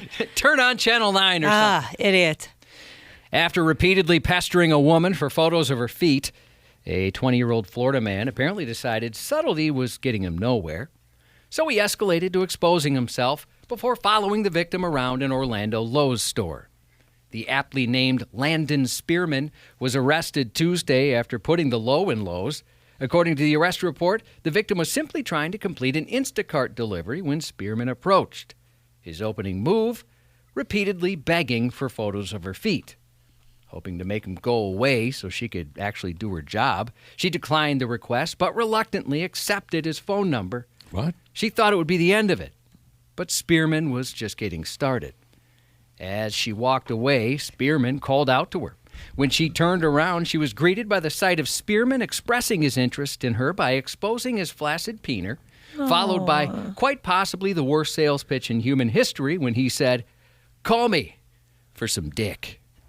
Unsurprisingly, the romantic gesture failed to sweep her off her feet. As Spearman exposed his Spearman, he didn't just walk away. He began stalking the victim through the store. He only fled when she managed to seek safety near a group of other customers, which scared him off. Jesus, what a nightmare. Call me if you want some D. Word. No thanks. I'm going to try that on the wife. See if it gets anywhere. Hey, call me for some D. When police caught up with him, Spearman didn't even try to deny the creep show. During his interview, he fully corroborated the victim's account of the entire encounter. That guy's cute. Just adorable. Police in Mississippi busted a nut Sunday. I mean, this lady sounds crazy. Total nut job. 22-year-old Caitlin Maxwell was arrested for careless driving, being under the influence, in possession of marijuana and several modified firearms, while completely nude. Approximately 9:39 p.m. Sunday, cops conducted a traffic stop and found Maxwell, the driver of the vehicle, drunk, naked, and apparently making one hell of an impression. When officers pulled her over, they quickly realized the driver had absolutely nothing on, except apparently a massive buzz. When they politely asked her to cover up, they were immediately hit with a Snoop Dogg concert-sized wave of marijuana odor. During a search of the vehicle, which belonged to Maxwell's boyfriend, Sean Cooley, police found weed, several modified firearms, and fully automatic conversion devices. Needless to say, driving your boyfriend's car naked with illegal machine gun parts is a fantastic way to get his house raided, and that's what happened. A search of Cooley's residence paid off, turning up even more modified firearms along with additional parts meant to convert other weapons, which was not Cooley.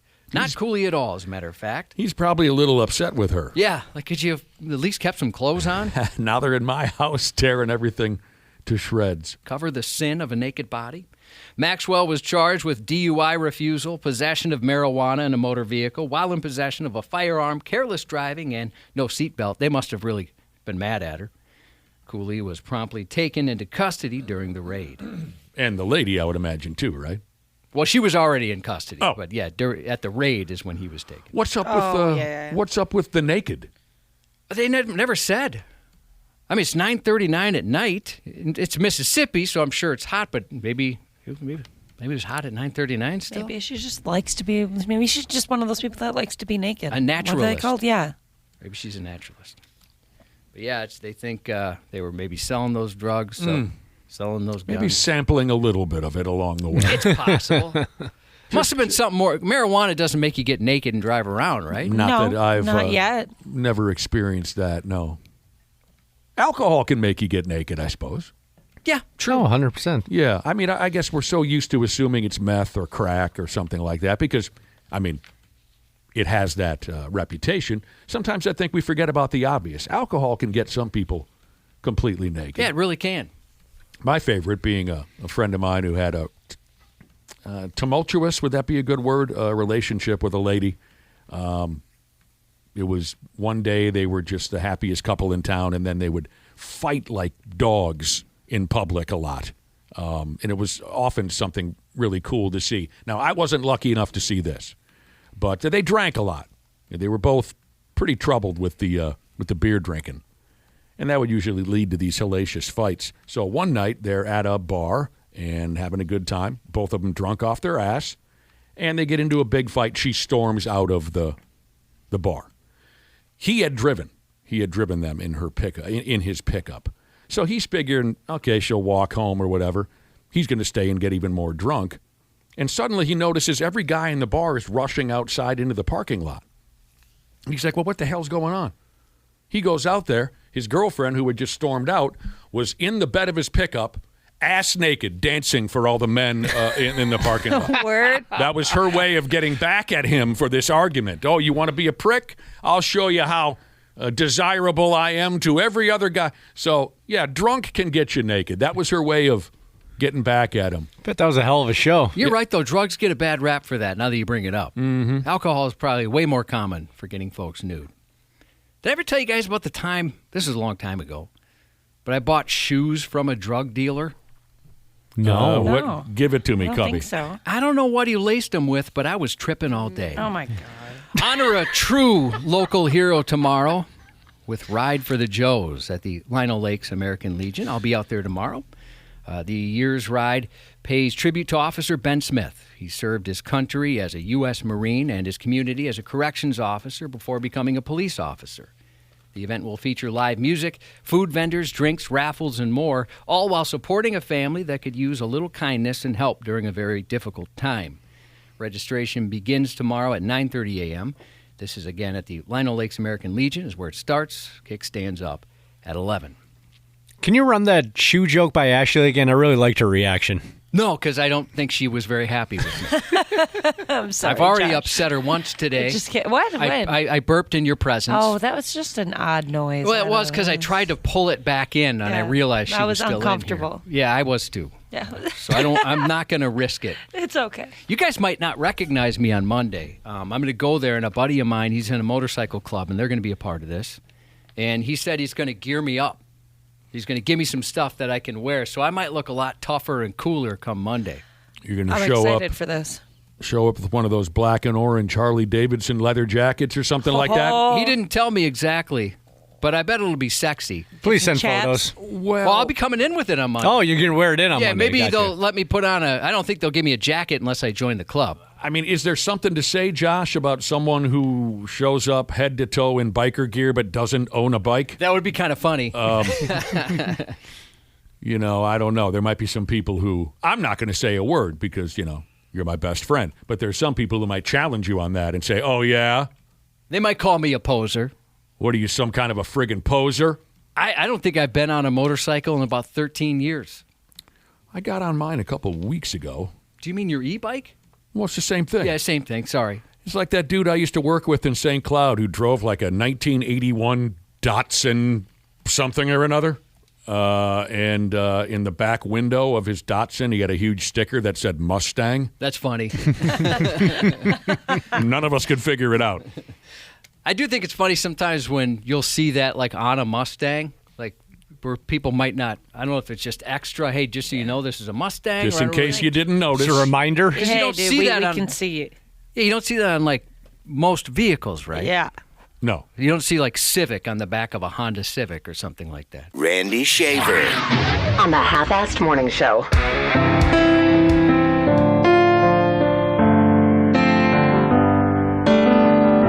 take this personal, but I hate that your desk is next to mine. When you peer over the cubicle, I've considered taking your life. After 40 hours of hearing you bitch, let me make one thing clear. The last thing I wanna do is go get a beer. So F you till Monday, don't call and ruin my weekend. F you till Monday, we're co-workers, not friends. After 5 days straight of dealing with your shit, get out of my face. And F you till Monday, or politely said go screw. F you till Monday, how did all the layoffs skip you? I see you more than my wife and kids, so when 5 o'clock hits, know this. F you till Monday, F you till Monday, F you till Monday. I hope you get hit by a bus. You know, this was supposed to be a day off for us, Randy Shaver. Yeah, no kidding. Supposed to be a day off. But we got screwed. You know, corporate radio still rules, Randy. But I guess we found out yesterday, Josh, that corporate radio doesn't always win. You can't beat Mother Nature. We were defeated yesterday by Mother Nature. Yes. We had plans to go stay out. We were going to stay out all night last night at our half-assed morning show. And I'm glad we're covering this now because I am receiving a few text messages saying, are you guys live? What the hell's going on? I thought you had the day off. We were planning on staying out all night last night at our half-assed morning show, Summer Bash. Oh, there were going to be some live bands playing at that beautiful new Mystic Lake Amphitheater. Right. The Creeds, the Bush. But that friggin' Canadian wildfire, northern Minnesota wildfire, blowing all that smoke our way, caused a lot of outdoor activities to cancel last night, including our friggin' show. So we were going to stay out all night and take today off. Mm-hmm. But when the show got postponed, I should say, it's been postponed to September 5th. When the show got postponed, we figured, let's be good Americans. Let's come to work. I planned on having half of Bartles and James last night. Whoa. Really go for it. Wow. Just half. Wow. We decided to be good Americans. Yeah.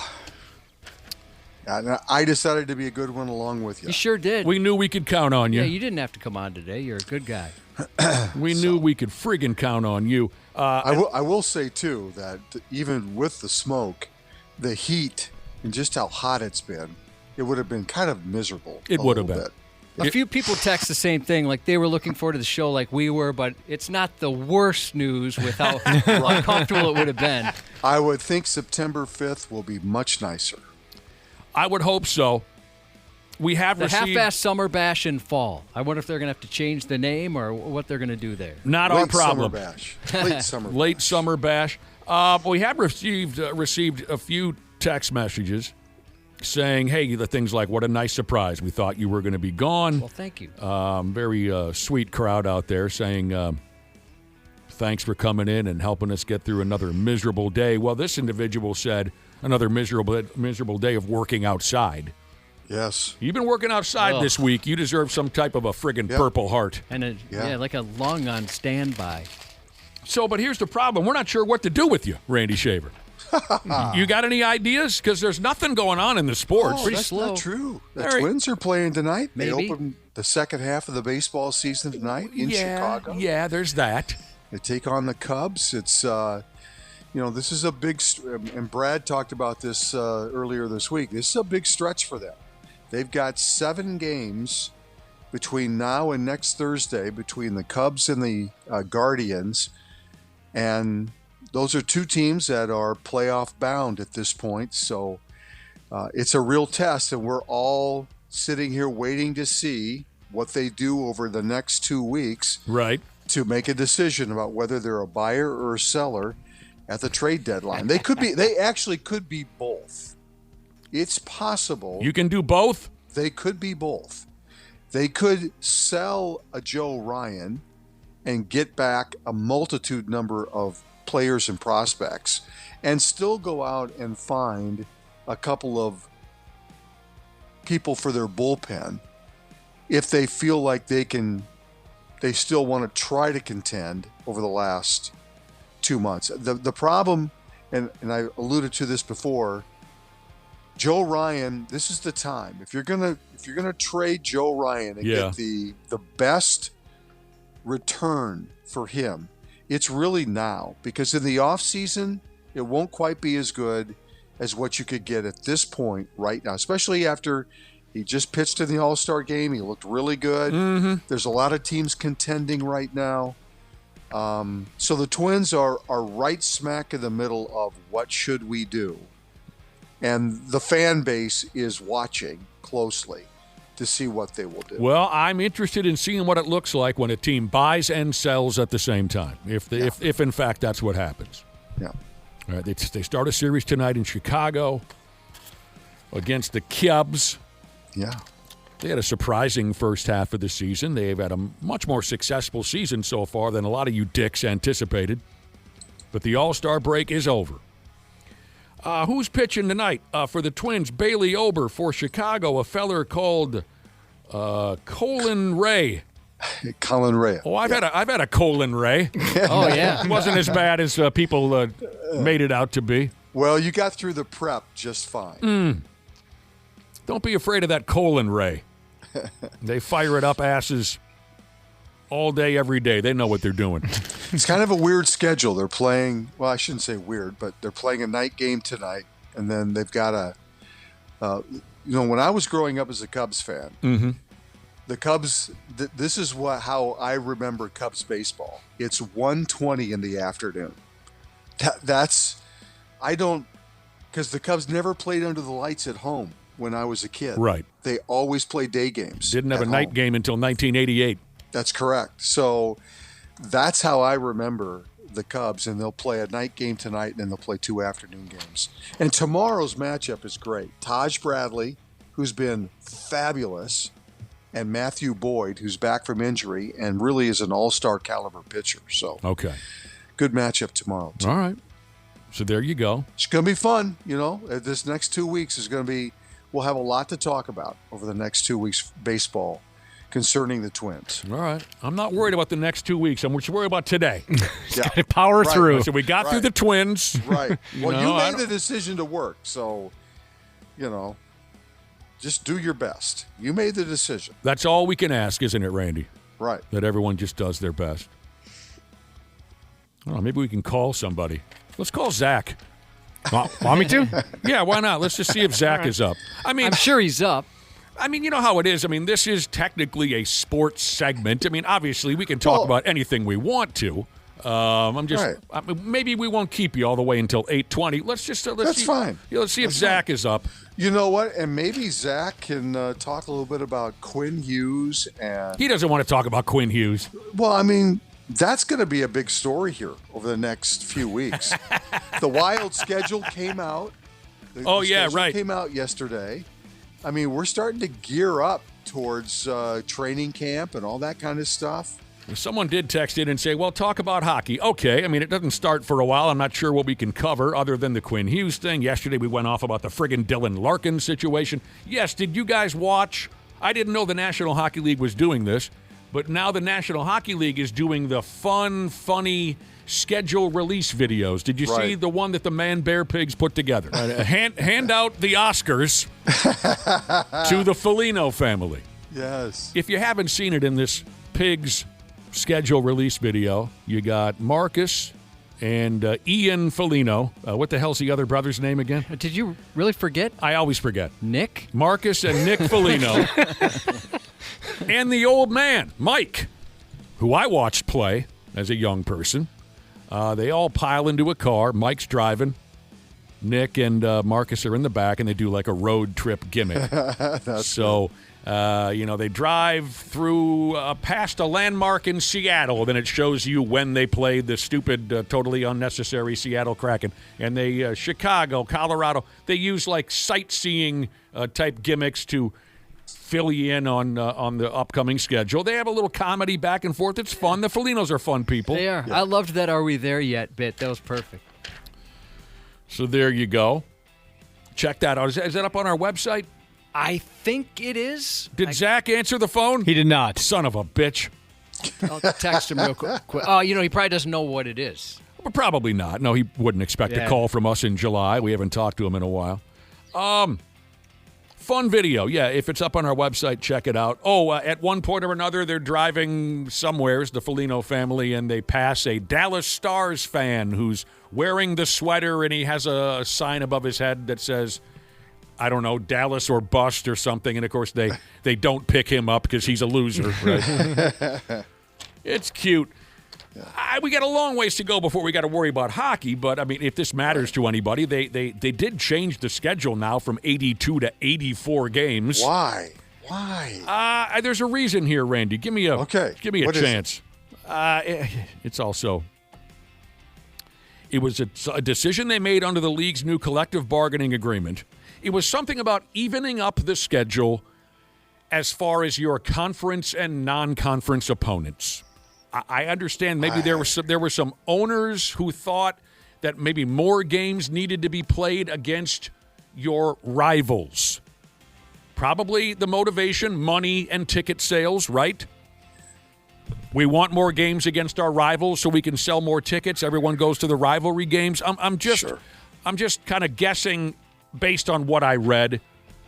It's all kind of very boring and businessy. But, yes, there will be 2 more games played this upcoming season. They've done it before a number of years ago. A number of years ago, they agreed to 2 extra games on the schedule so they could squeeze in some of those cute neutral site games. That was years ago. Now it's more about increasing the number of games against your division rivals or maybe conference rivals.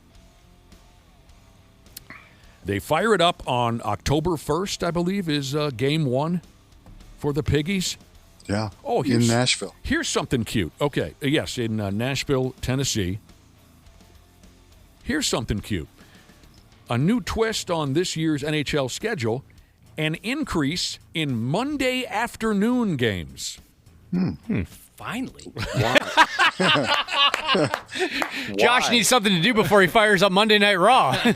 Why? I'll tell you why. So they can show those games in prime time in Europe. Oh, interesting. Because, of course, we always have to be broadening our audience. It's the NFL was the lead. But this game really is worldwide, though, too. Yes. Right? So it's strictly it kind of makes a little bit of sense. It's so more European people can watch the NHL in their prime time. So when it's noon here in Minnesota, it's 8 o'clock in Bulgaria or something, and they can Yeah, that makes much more sense than the NFL I just read is now looking at games in Japan starting soon. Oh, man. I know. It's just exhausting. They need to get over themselves. Mm-hmm. If the NFL ever gets over themselves, they might be a better product. You know that's not going to happen. No, it's not going to happen. It's going to be game in Antarctica before we know it. So when do is it going to be every Monday, just a select number of games? I don't know. Do they do that? I don't know that it's every Monday. I didn't look into that great a detail. That's actually interesting. Isn't it? Yeah. Playing a game Monday at noon so the Europeans can watch it in prime So time. it's kind of like Monday night hockey in Bulgaria. Right. Hockey night in Bulgaria. Yeah, hockey night in Bulgaria. All right. Who else can we call? Depot. I'm done with that guy. What? I've had enough of him. I don't have his number, though. I'm kidding. Of course, everyone loves Depot. Well, who's like a real nut job we've had in the past and we still have their phone number? Who would that be? Cluey? I don't know. I get rid of numbers so quickly. Yeah, we got Cluey's number. I don't want to talk to Cluey. Nah. Yeah, you don't want that. Who's a real nut job? Maybe do we still have Jake the Snake Roberts' telephone number? That's the first person that came to mind. See how Jake's doing. Now, I'm not going to say a nut job, but a fun person to talk to would be Jordan Parisi. I don't want him to think that he's the lesser Parisi, though, since he wasn't the first one we came up with. Let me tell you something.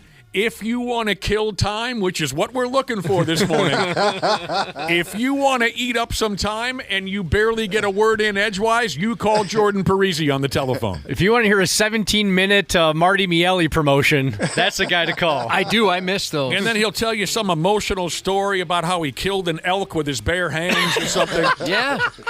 And he'll cry on the I do miss He'll Jordan. talk about the sacrifice of the animal and all that kind of stuff. I miss Jordan for a lot of reasons. He is a wonderful guy, and I'll tell you what, that is a good guy. If you want time to go by, you get him on the telephone. And he's one of those guys that's sneaky hilarious. He is. What time is it in Utah? Well, would it be 1 or 2 hours earlier there? I don't want to call the guy at 10 to 6. He's got 2 babies now. Did you know that, Randy Shaver? Jordan Parisi does? Does he not have 2 babies? I think 2, yeah. Wow. He sent me a picture that once. Fast. Yeah. He sent me a picture once of a baby, and he said, this belongs to me. And then it seemed like, I don't know, a year later, he sent me a picture, and there were 2 babies. It's 6:50. So he might be up, He's got those babies. He is nuts. He's probably awake. I don't know what his work schedule's like. Call Jordan. Medical device. Do you have his number? I don't have his. Josh, you'll have to message me his number. Yeah, I will. Although he's asked me not to do that, but I think we can make an exception. Medical device Jesus said, nut job, who's been on the phone with you guys before, you've got my number. It's right there. You want to call medical device Jesus? Oh, that guy. No, we're not calling him. He was never drafted by the New Jersey Devils. We're looking to talk to someone who was drafted by the New Jersey Devils. That would be Jordan. I got his phone number here if we want to try him. Here, I can send it to you, Dan. There you go. Yeah, thank you. Hold on.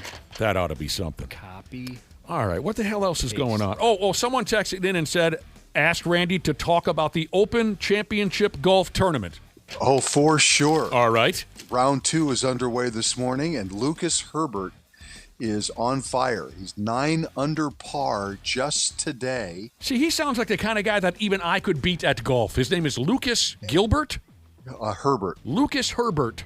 Yep, he's 9 under par for the round, but he's 9 under par today. He's absolutely on fire. Leads the Open by 3 shots. Which team is he on? Quite a few golfers have not teed off yet. I'm not sure what his nationality is. Because isn't it America versus... I think he's Australian. Oh, I thought this was America versus the British people. Oh, no. Oh. This is everybody. Okay, everybody. Everybody. This is the last major of the season. Listen to people here, Josh. All the big ones are playing. Josh, people are texting in saying if you're going to call Jordan Max. I've never had her number. They're saying call Wing Ding Ba guy. Oh, yeah. Nothing from Jordan. Went straight to voicemail. I just texted him now. I should have thought of that. We got to let him know because it says block number or something, right, when you call? Something like that, yeah. Depends on your phone settings. I promise you before we're done, he'll call back. I guarantee it. Oh, okay, speaking of golf, I did see a funny video yesterday where Jerry Rice... Yeah, chased down that guy. He had enough, didn't he? That's on 93x.com. Okay, good. Thank you. Former NFL wide receiver Jerry Rice was playing in some silly, grab-ass celebrity. That was out in Tahoe. That was the big event in Tahoe. Oh, the thing that happened last weekend? Yeah. Oh, yeah. I thought it was a current. Oh, I don't think so. Okay, it doesn't matter. Jerry Rice was playing in some silly celebrity golf tournament, and in his backswing, somebody hollered 4, I think, or hollered something at him. And he went through with his swing, but then he chased a guy down and gave him a good talking to. Well, I bet even at, 62, 63 years old, he'd still be tough to get away from. Oh, he'd kick all our asses. Yeah, he'd catch up to you quick. He's fast. Yeah. I don't think you're going to be able to run away from him. And the article that I read goes on to talk about how this is a problem now at major golf tournaments because you've got the people who want to be a somebody on social media, right? So they all have their phones out and they say, when you're when you're swinging, they make a noise. So then they can post it on social media and be totally hilarious. This is a problem at golf courses now. There's always some butt lick in the crowd who wants to be cute for social media purposes. Baba Booey! Yeah. I was just going to ask, is there a new Baba Booey? Not that I know of. By the way, Jerry Rice ended up finishing 42nd out of 90 golfers in this tournament, so he's pretty good. Yeah, he's not bad. Pretty good. Pretty good. That's that. I've never seen the show, but I know the bit. What television show is that? Curb Your Enthusiasm. Never saw it. Pretty good. He had a few words for the guy. Yeah. All right, tell me this isn't a thing. Dana, who were you telling us about the other day? An athlete is stepping into the WWE scene. Brunson from Jalen Brunson. Yeah, Jalen Brunson. He's appearing tomorrow night on some WWE program. Saturday night main event at Madison Square Garden. We don't know what he's going to do, but he's appearing with Roman Reigns. Oh, right. Yeah, I'm not sure exactly what they have in store, but I'm sure he'll get a big ovation from the home crowd. Tell me this isn't. Please tell me. What was the old Booker T line? Tell me that you did not just say that. Tom Brady is possibly next. That would be so exhausting. Yeah, it would. I do not need to see anything more on Tom Brady for the rest of my life. But he's effing around on podcasts, teasing one wrestling match that he would be interested in wrestling one match in the WWE. Please don't make this happen. Unless it was a true, like they brought back the Brawl for All and somebody legit just knocked him cold out and not a work, not a, right. An actual angle, like actually legit knocked the man unconscious. Otherwise, I have no interest. I mean, we should have seen this coming because how long ago he was on someone's podcast and he was questioning the athletic ability of wrestlers, right? They've been setting this up. All the work. Yeah. It was one of the he was talking with one of the Paul brothers, and it was clear that they were trying to work an angle. And I think everybody so universally hated it that the WWE took a step back and was like, "Okay, I don't even think this would work whatsoever." He says, I could get in there for at least one match. And, of course, the WWE never, ever, ever, ever says no to anybody. Mm-mm. If you are a legit pro athlete, they will feature you. It's one of their worst habits. It's one of the dirtiest, worst habits the WWE has ever had, that crossover thing. They just do it to death. And Tom Brady's the wrong guy for this bit. You could find someone else better for this bit. If you want an NFL player, former NFL player, we could all give you a list with much more entertaining and qualified individuals than friggin' Brady. But it'll happen. It'll happen. Jordan Parisi got back to me. He's not able to join us because he's doing a very Jordan Parisi thing. Okay, let me guess. Goat yoga. No, not goat yoga. A very Jordan Parisi thing. He's hunting in the nude. Okay, close. So he, I don't know about his wardrobe, but he sent me a picture of a small plane he's sitting on right now. They're about to take off from Yellowknife, Northwest Territories, Canada, for a fishing trip. Okay. And he's nude? Jeez. Didn't say anything about what. I'll ask him. Yeah, ask him. What are you wearing? Let's see if he answers.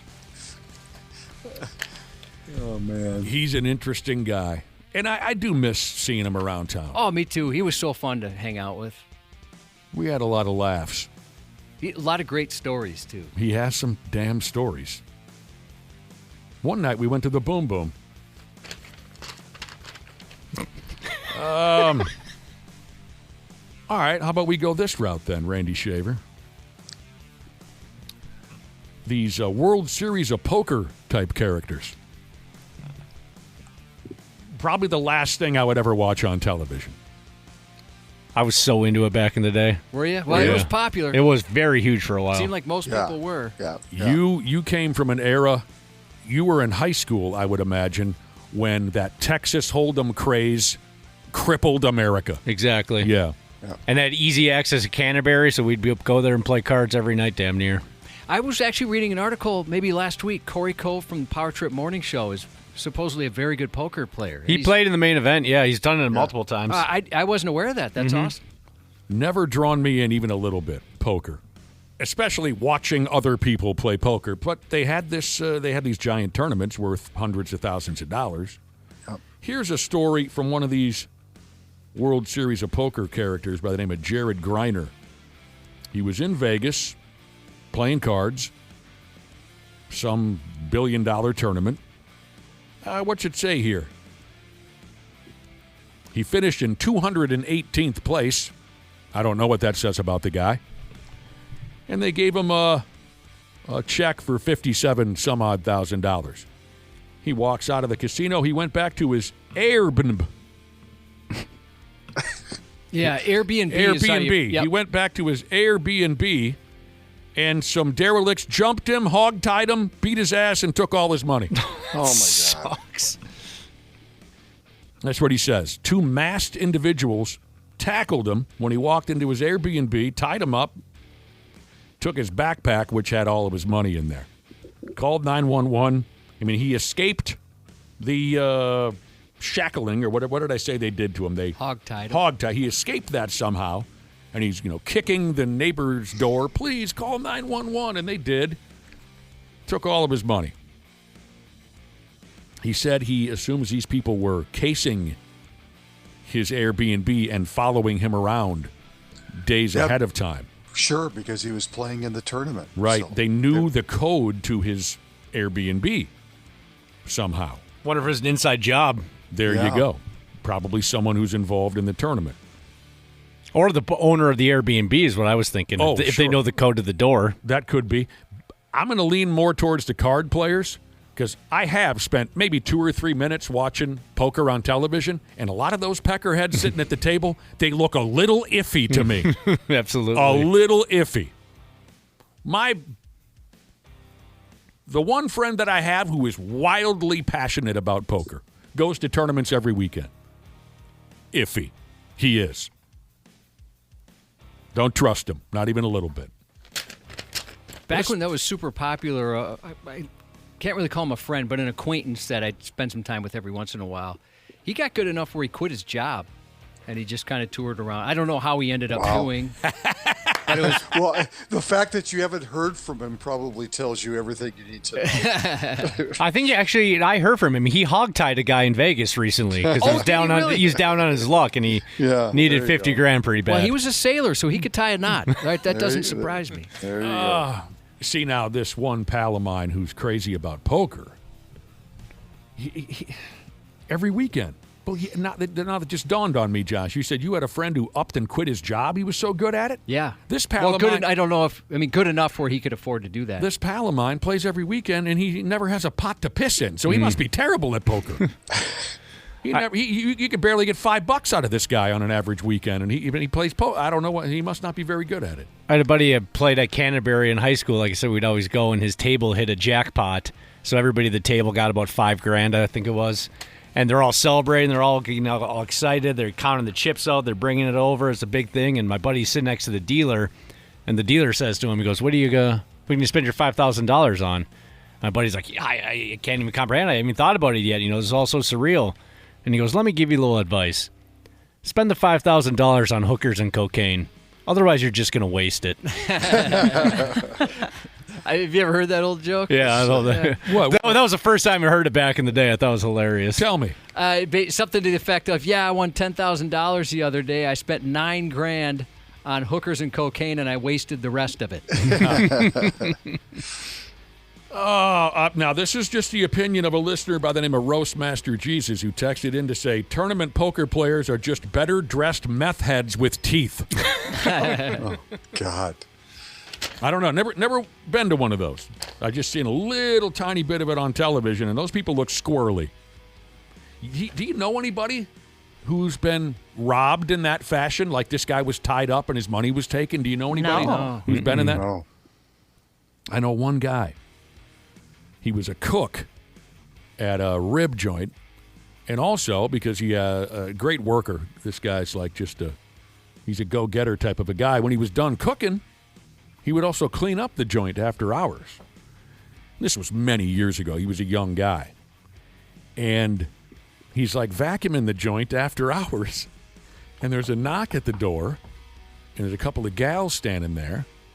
And he kind of pushes the door open a little bit and says, "What's going on?" It was like 2 o'clock in the morning, and the gals said, "We're lost or something. Can we come inside and use the phone?"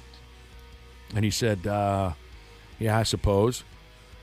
And he lets the two women in, and when his back was turned, they clubbed him over the head with something and tied the sumbitch up and took all the money out of the restaurant. Oh, man. Yeah. That's a crazy experience. What? Here he's thinking, like, this is how porno starts. They beat his ass, tied him up. I think they used his vacuum cleaner. Cord to tie his hands behind his back. Come on. So when this happened, of course, we tortured him. Every time I saw him, I'd say, "Hey, man, can I use the phone real quick?" He's a big dude, too. They just beat his ass. Took all the money.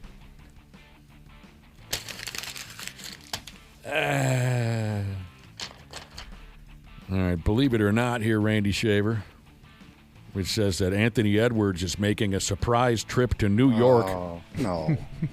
No. He's making a surprise trip to New York to meet up with LeBron Braun and try to talk his Jurassic ass into taking a job here in town with the Tampa. Well, it's hilarious.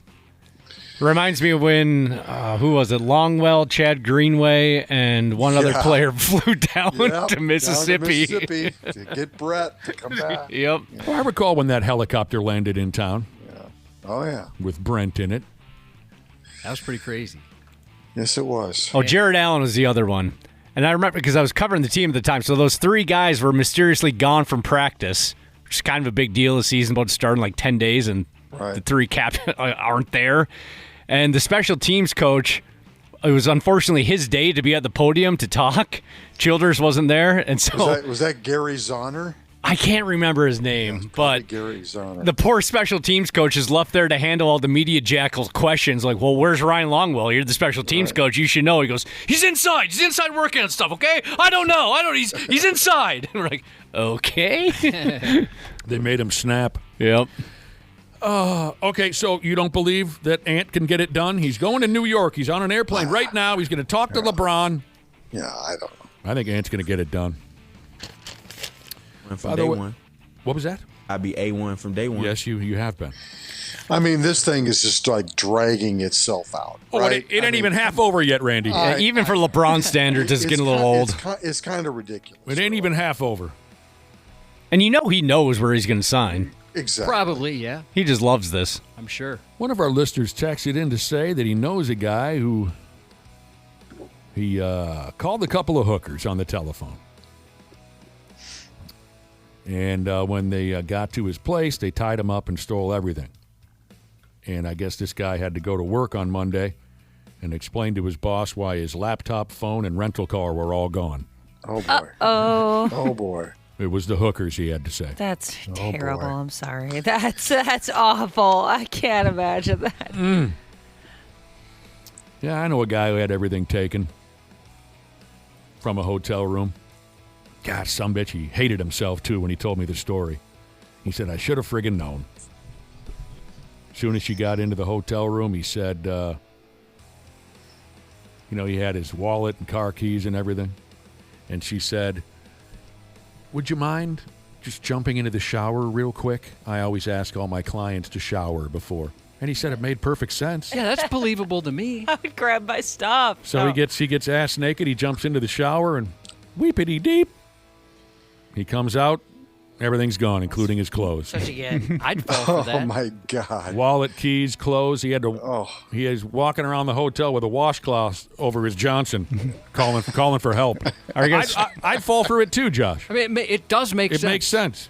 Are you guys familiar with comedian Artie Lang from the Howard Stern We Show? were just talking Dirty about work. dirty work. Oh, yeah, that's right. We were. Anyway, Artie Lang told a story By once. the way, is he still alive? He is, yeah. Oh, I thought he came real close there. Oh, he's multiple times. Yeah, Anyway, he had something yes, on him. Artie Lang. I know he was quite fond of ladies of the night. Right. He told a story once. He was in Vegas staying in a suite for the Super Bowl, and he had a couple prostitutes in there with him, and his girlfriend called him, so he had to go take the call. And he told the stripper or the prostitutes to continuously clap their hands while he was on the phone so that he knew they weren't grabbing stuff. That's an expert. I know. That's a guy who knows his way around Vegas a little bit. What's your advice for the rookies, Randy? Yeah. I don't have any advice. I wouldn't even know online, right? That's probably where you find something That's like kind of like the Maybe. same. Dana, that's the same strategy you have when you're walking through Glacier National Park and you're for worried bears. about grizzlies. Oh, sure. Clap your hands. Yeah. Make sure that they know that you're there. That's right. It's got to be pretty good for a grizzly bear's ego, right? Like, God, they love me. Everywhere I go, they applaud. Right. F me. All right. Quite a few people have texted in the last couple of days, Josh, and forgive me if I've forgotten. Maybe you've covered this. Quite a few people have texted in asking, you and I specifically, because they know we're big Sylvester Stallone fans. They're asking, have we watched the documentary I Play Rocky? It's not out yet. Oh. If we saw the trailer, is what they're asking. The trailer. Yeah, absolutely. Looks phenomenal. This kid is the perfect choice to cast. Oh, it's a movie. Yeah, it's going to be a movie, like a docu-series, or what do they call that? Biopic?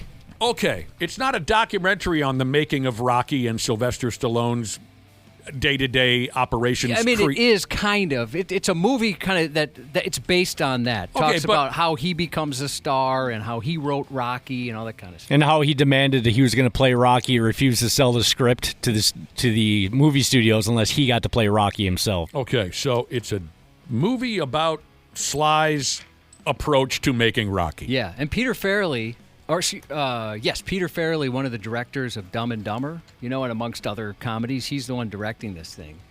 And you say the dude who plays Rocky is phenomenal. He sounds the part. You could tell he worked at it because he looks like him. He sounds like him. Even his little mannerisms, the way he kind of like walks and when he's kind of like shadow boxing in front of the mirror a little bit, it's all 100% Sylvester Stallone. Definitely. Facial expressions. Mm-hmm. I mean, even like his eyes, the way he looks at people, it's so similar. Randy Shaver, did you ever see the movie about the life of Chuck Liddell? I did not. It's just simply called Chuck. Boy, how old is this movie? I'm looking it up now. Liv Schreiber, I think most folks know that name. I like that guy. Portrays Chuck Awesome Liddell. voice. And it's about his incredible story where he was picked out of nowhere to fight Muhammad Ali. 1970, I'm going to go with 70. And, of course, as most folks know, Chuck Liddell was Chuck Liddell. What the hell am I talking about? Chuck Wepner. Wepner. Sorry, I don't know what the hell was happening to me there. The story of Chuck Wepner. And his life turned into an absolute disaster. It's a really good movie. Now, and most folks know that Chuck Wepner's story was the, what's the word I'm looking for, Inspiration? John? Inspiration for Rocky. At any rate, if you watch the movie Chuck, about the story of Chuck Wepner, there is an actor who portrays Sylvester Stallone. Because Sylvester Stallone, when he made Rocky, he wanted Chuck Wepner in the movie. It didn't work out because Wepner was just gone on drugs and alcohol. But anyway, Josh, if you want to see a great impression of Sylvester Stallone, other than the one coming up in this I Play Rocky movie, watch that Chuck movie. The dude who plays Sly is excellent. Is he? Excellent. An actor named Morgan Spector. I don't know if he's a somebody or not. But there's a couple of brief scenes in that movie where Chuck Wepner interacts with Sylvester Stallone, and that dude blew me away with how well he could do Sly. I saw you were looking at your computer. Were you watching the I Play Rocky trailer? No, I was not. I was looking up the Chuck Wepner movie. Okay. Yeah, I want to see your thoughts after you watch the When trailer. does it come out? November. Oh, F me. I thought you were going to say tomorrow or Sunday or something. They just released the trailer. What the hell are they? Why do they do that? Well, they sometimes a year before they'll release the trailer. November? Suck me sideways. Well, that's exciting, though. And if you watch the whole trailer, they have the guy that plays Carl Weathers, or plays Apollo Creed at the end. Plays Carl Weathers, obviously, but he's very good, too. Good. He's got a couple lines in it, and it sounds just like him. Rocky. Frank Stallone's played by Matt Dillon. Frank Stallone? Yeah. That dude's nuts. Yeah, he's a little different. You ever watch a television show called World's Dumbest? Yes. Love that program where a bunch of B celebrities and comics sit around and just comment on funny videos. So every day it's World's Dumbest Drivers, World's Dumbest Partiers, World's Dumbest Lovers sometimes. They videos of people falling down at their wedding or something. It's a little bit of everything. But one of the characters is Frank Stallone, and he usually is the guy who has the most crass comment imaginable.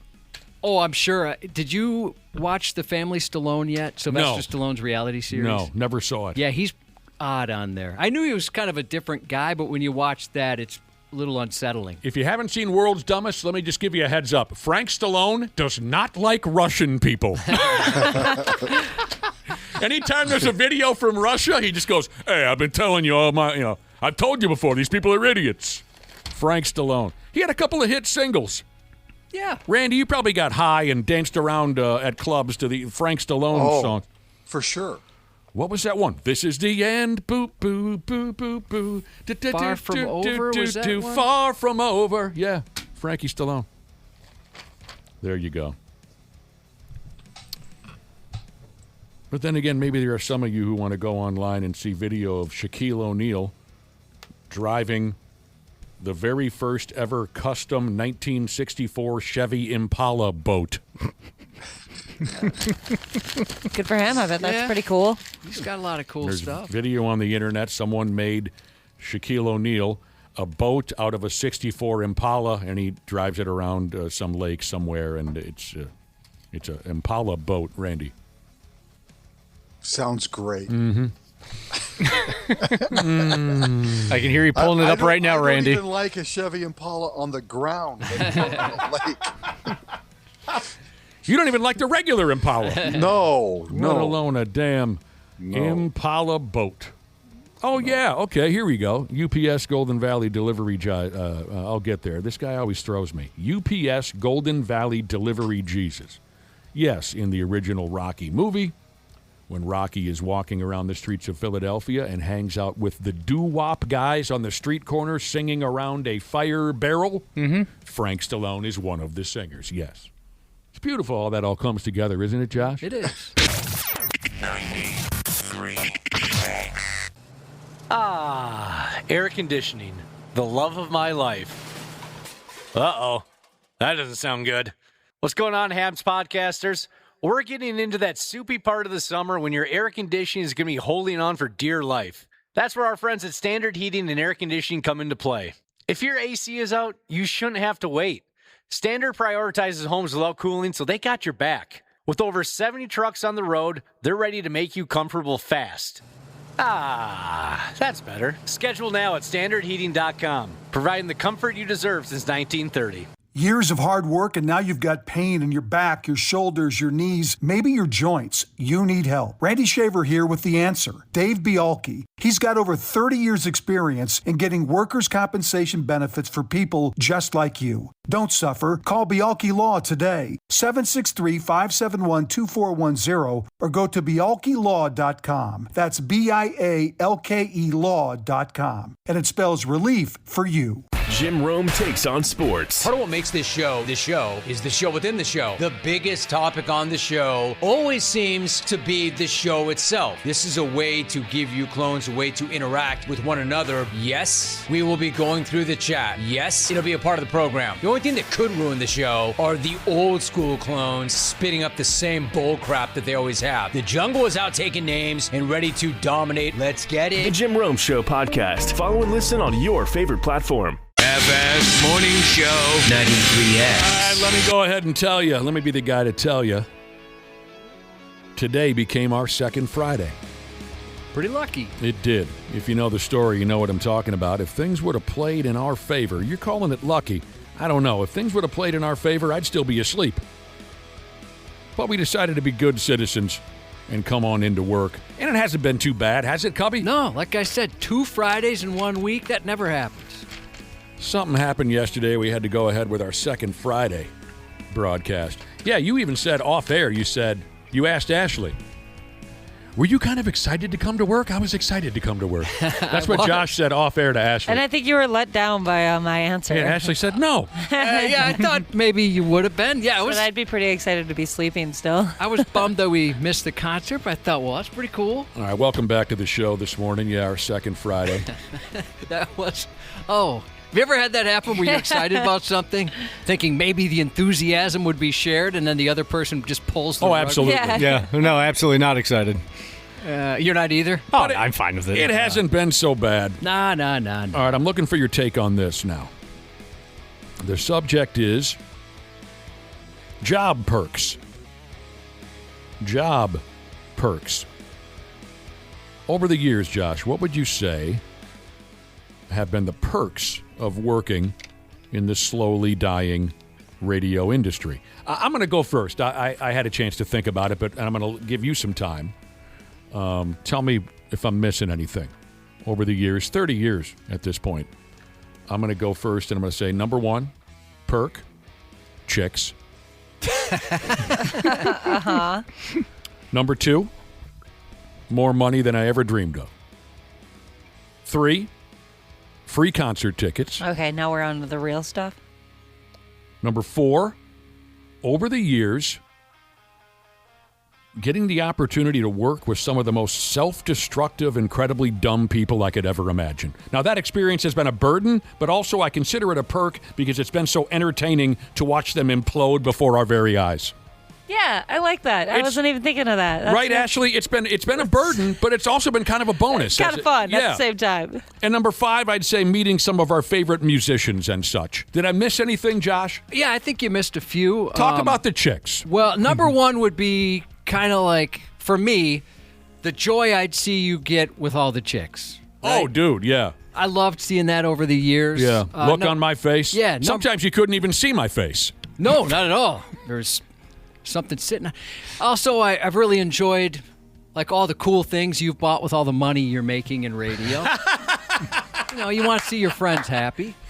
I'm lucky enough to work with my bestest friend in the entire world. Oh. But I would say like perks for the not wearing a uniform. I think that's pretty cool. A uniform? Yeah, not having you can literally wear whatever you want. Yeah, no dress code. Never have had to shower beforehand? No, nothing like that. This job, outside of the paper cut that almost killed you, it doesn't take a toll on our bodies. Unless, what do they say? Well, our eyes are probably cooked. Yeah, but eyes and maybe sitting around is probably not Well, too we good can't for you. hear anymore. Yeah, going deaf. That's the most obvious one is we're all deaf. Our souls are also pretty cooked. It is funny when you walk around this building, sometimes the souls have escaped the body. You can a few see still them. here, though. A few. 651-989-9393 if you'd like to tell us about the perks of your job. I had such good perks when I was a server because I was a server server in other positions at Red Lobster and Olive Garden, and like the perks of getting like those Cheddar Bay biscuits all the times, or like I just like bread, I guess, or just the breadsticks from Olive Garden. That was free awesome. Food. Man. Oh, that was the best. You're not lying, Ashley. My girlfriend in high school was a hostess at Red Lobster, and she'd come over after shifts and bring me Cheddar Bay biscuits. I didn't realize how good I had it. Yeah, dude. I peaked at 18. Uh-huh. Our Luther Bloomington Kia text line, 651-989-9393 if you'd like to tell us about the perks of your job. I think we covered some of the really good stuff, Josh. I don't know if people would agree with this if you do it, but if you're in the trades, I would assume a perk would be you know how to do everything. You know how to do every damn thing. That's pretty how cool. Like any quote-unquote skill we might have around here is completely not useful. But then again, you know what we also hear? What's that? Is the guy who knows how to do everything. He says, yeah, it's great. But guess whose telephone rings every time my friend has a broken water heater? Yeah. Right. Or the windows and the electricity and the AC. They always call me because they know I know. The godless internet has been talking about job perks. Tell me which one of these blow your skirt up as we wait for a pile of these to come in from our listening audience. What is a perk or two from your occupation? Here's what the internet people said. Friday off during the summer. Yeah, that's always cool when businesses do that. Every employee this isn't just one job. I'm toggling from one to the next. It'd be something if all of what I'm about to tell you was from one person in one occupation. But here we go. Every Friday off during the summer, another one says, every employee got a fully paid month-long sabbatical after 5 years? Wow. Oh, that'd be awesome. I don't know if I'd ever come back. It would suck to have a job that if you're in meetings all day. That's another thing I should say. We're not on Zoom call after Zoom call. I mean, it happens every once in a while. It's not every day. No, we don't have to do a lot of meetings. But what were you saying? I'm sorry. The other thing I was going to mention is, I'm not even kidding about the uniform thing. Can you imagine, sometimes we have a job where you got to dress up, and then the treat is on Fridays. It's Casual Friday where you just kind of dress up. Yeah, you can wear jeans. Yeah. Like that's a. You still have to wear like a polo or something a little nicer. What about funny tie day? Wacky tie day. Yeah. It's a fish, Josh. Yeah, it's a fish. My right. tie is a supposed fish. to be a tie. All right, here are some other perks. Oh, we could bring our dogs to work every day. There's I would people like that that. do that here. That's a perk around here. My company would pay for any class I wanted to take. I think that'd be cool. Oh yeah, there's plenty of companies that do that kind of stuff. And they use the example of pottery, and photography. Free flights anywheres the airline flew. So this is obviously someone who worked for an airplane. Oh, my mom had that my whole life, and she still does, even in retirement. Not for me anymore, but for her and my dad. Yeah, I know a couple people that get Free that. flights. How did your mom earn free flights? She worked at the airline her whole career. Oh, I thought she was a teacher. No, my dad's a teacher.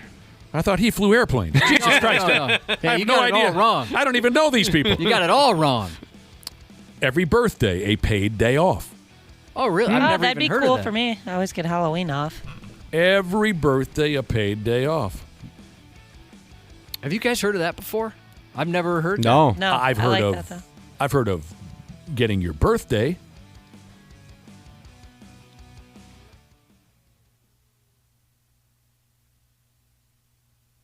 off, But not necessarily but not paid? necessarily being paid. Yes. 4-day work week with no pay cut. The owner closed the office whenever the weather was nice enough to enjoy the day. Ah, Wow. Holy sweet. balls. They paid off my student loans a little bit every month. It's very cool. That would have been helpful. My God. Because there are people who... I mean, that was one of the appeals for me for the military. Was thinking about that. Like, they're going to There's like pay for your school. There's like random companies that do that. I'm pretty sure like one of the times I was last at Subway, they had like a sign up about how they help with your college in some sort. It's like, what? What's going on? I'd be honored to graduate from Hamburger University with McDonald's. Oh. We're talking about the perks of different occupations. We're welcoming your text messages at 651-989-9393, and we'll get to that. But first, we got some answers from the godless internet. What else now?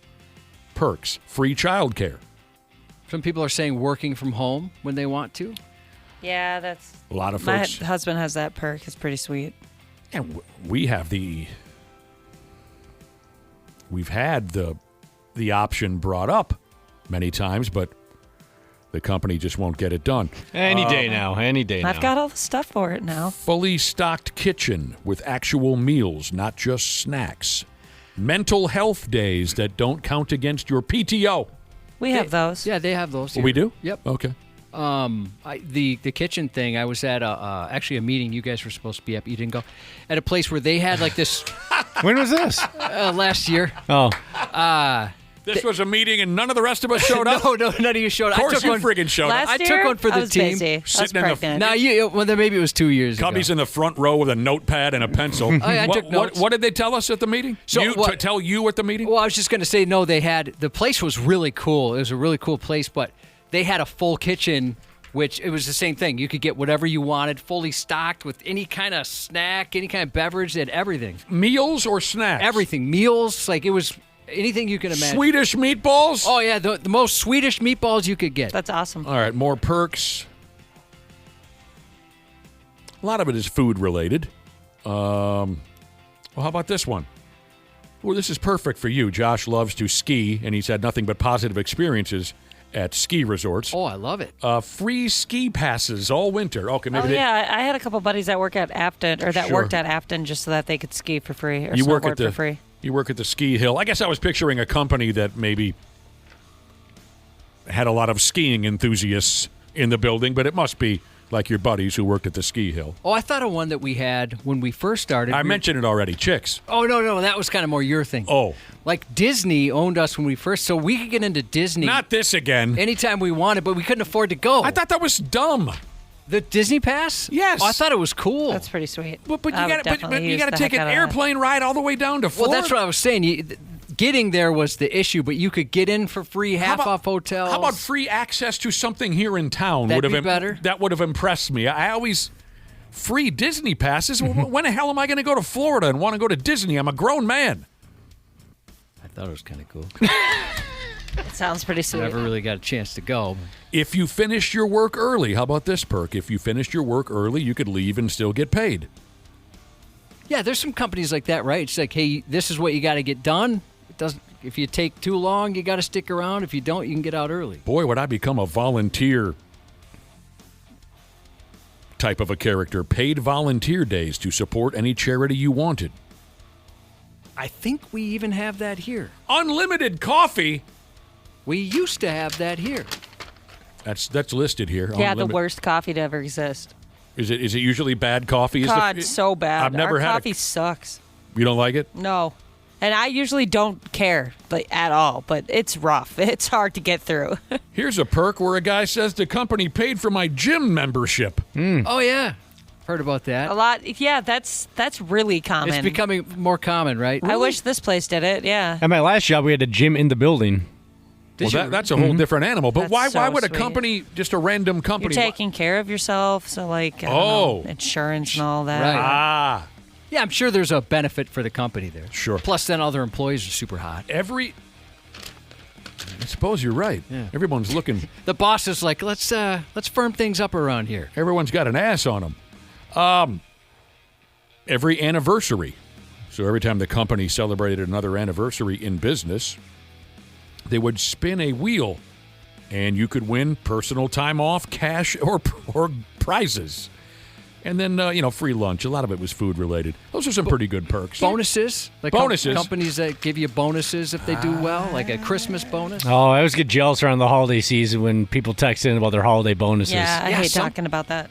Sometimes they're great. Oh, right? I know. There's I'm people glad. talking like $10,000, $15,000, $20,000. I would do insane things with that money, though. That's probably why I work a job where that kind of stuff doesn't happen. I think that's cool when folks text that in. That's Yeah. great. Good for you if you can get that. All right, so now I've had an opportunity to look at a couple of text messages. Our listeners texting in about the perks of their job. This guy says, my company pays you to go to the doctor. So that must be kind of in line with paying for your employees' gym memberships. They're just encouraging you to be healthy. Sounds like it, yeah. Unless someone has another guess, I'm just... I mean, I guess if you want to put a spin on it, like a glass half full thing, and we have that here where if you get an annual physical, your insurance is cheaper. There you go. Or you could look at it as you're penalized if you don't get your annual physical. One of our listeners is leading us to believe that he works with a lot of drug addicts, so he says, I guess the perk of my job is I can get my hand on any illegal drug that I want to. That is a perk. Yeah. If you're into drugs. Garbage truck driver says, perk of the job, free garbage. Some of that sounds pretty cool. What? Somebody texted in and said they get, wherever they work, they get a Costco and Sam's Club membership. Oh. What the heck? That is cool. That's really cool. Very interesting. Reading through some of the perks that you folks enjoy at your current occupation. They smooth texted them into us, Cubby. Some of the perks. Like Gas Pipe Jesus, who says, are there perks to installing gas lines when it's 104 degrees out? No. But is the pay worth it? Also, no. I was excited for him for a second. All right, so some of you were a little sarcastic about this. That's okay. I would have had no idea. I would have assumed maybe you do make some big bucks doing that. This brings us back to yesterday, Josh, a text from Grass Janitor Jesus, who said, we used to be able to bring home equipment from the job, like power tools. Oh, that'd be cool. Chainsaws, cement mixers, etc., until a guy got caught selling stuff on Facebook Marketplace and ruined it for the rest of us. Yeah, it's always some guy, right? That sucks. Some of those perks go away because they can't help themselves. Perks of the job? Okay. Listener says, whenever our company has a really good year, we all get to see the owner's sweet brand new Porsche in the parking lot. Oh, that's got to be cool. Hey, Porsche. He's here, you guys, and he's driving his new Porsche. Look what we did for him. What do we always say to the sales department, Josh, when we walk through the sales department? Well, you usually say you're welcome for your BMWs, your cabin somewhere, that kind of thing. Whenever we overhear the sales department talking about their new Land Cruiser or their new cabin on Gull Lake, we always just say, hey, you're welcome. A couple of folks texted in who work on the lake. One individual said the perks of the gig would be he gets December and January smooth off with pay, plus the free use of boats for the weekend. I sometimes wonder when my boat's sitting at that marina and I haven't been there in a couple weeks, is one of the dudes maybe just using it, taking a date out there? I mean, why not? That date wouldn't be impressed by my boat. My boat would be the last one you'd want to take out there to impress a date. But sometimes I wonder if they're sneaking out there on the damn thing. Another guy who works at a marina or a gal. What do they say? Oh, I get to test drive your wave runners to make sure they're in good working order. Oh, that's fun. Sick. Takes them for a little spinny spin. You know, back to my situation. I got a boat at a marina on Lake Minnetonka. This was a great little comedic moment. So I was taking my boat out for the very first trip of the year, and I couldn't get the damn thing started. Of course, I'm tied to the dock, ready to go out there for the first time, and I couldn't get it started. So one of the employees gets in the boat with me, and we're both kind of finger banging the damn, the throttle back and forth, trying to get it going. And he does. The worker got it going. So the boat is running. He says, well, just to make sure nothing's wrong, let's take it for a spin. And he hits that throttle, and we both went forward, backward. Oh, no. We were still tied to the friggin' dock. Oh, no. Did it damage everything? No, it wasn't that bad. Oh, that's good. Everything held into place, but I thought, I'm glad I didn't do that. It was the dude, everyone was making fun of this poor guy. He was only trying to help me, but I mean, he buried that throttle, and we couldn't go anywhere. We were still tight to the dock. This is cool. This person said they run heavy equipment, and they're able to borrow skid steers, excavators, a dozer, dump truck even, as long as he pays for the fuel. F off. I got a boulder wall I want to build. I should work there. You want a boulder wall? I want to build one, so I need all that that'd be stuff. fun. What, are you getting lawn jobs or something? Lawn? No, nothing like that. Just, a lot of folks will put boulders up in their yard to keep from the lawn. Oh, nothing like that, no. Okay, perks of the job. Our listeners texted in. What's it say? Free brownies every other Friday. Hey, that's cool. Pizza every parties. other Friday. People are saying pizza parties. F me. One of our listeners works at a board shop where they sell skateboards and this and that. He says he's leading me to believe that he gets all the stuff that won't sell. Oh, nice. That's sweet. He said like old models? Yeah, he's got 5 snowboards, a BMX bike, a $900 bike rack, a pedal kayak, and a $3,000 fat tire bike. Wow, that's really cool. My damn. This guy's like the ultimate outdoorsman, and he didn't have to pay a dime for it. Delivery drivers have perks, Josh. Delivery drivers have I want to do that someday. Perks on the job. Josh is what I meant to say. Yep. Like, for example, this guy says, free bottles of apple juice left behind from the other drivers. Definitely apple juice. It's always so warm and bitter. I got this once or twice from people talking about their job perks who said this. If I do my job really well, then I get to do other people's jobs also. That sucks, right? Haven't we heard that before? Oh, yeah. Don't get too good at what you do. Yeah, don't get good at things you don't want to do is what I've heard. That's what it is. Yeah, if there's something you don't want to do, don't get good at it because all of a sudden you're that person. And don't finish it too fast either because that's something they definitely pile more on you. Bloody Mary Fridays. Wow, I'm surprised you can do that.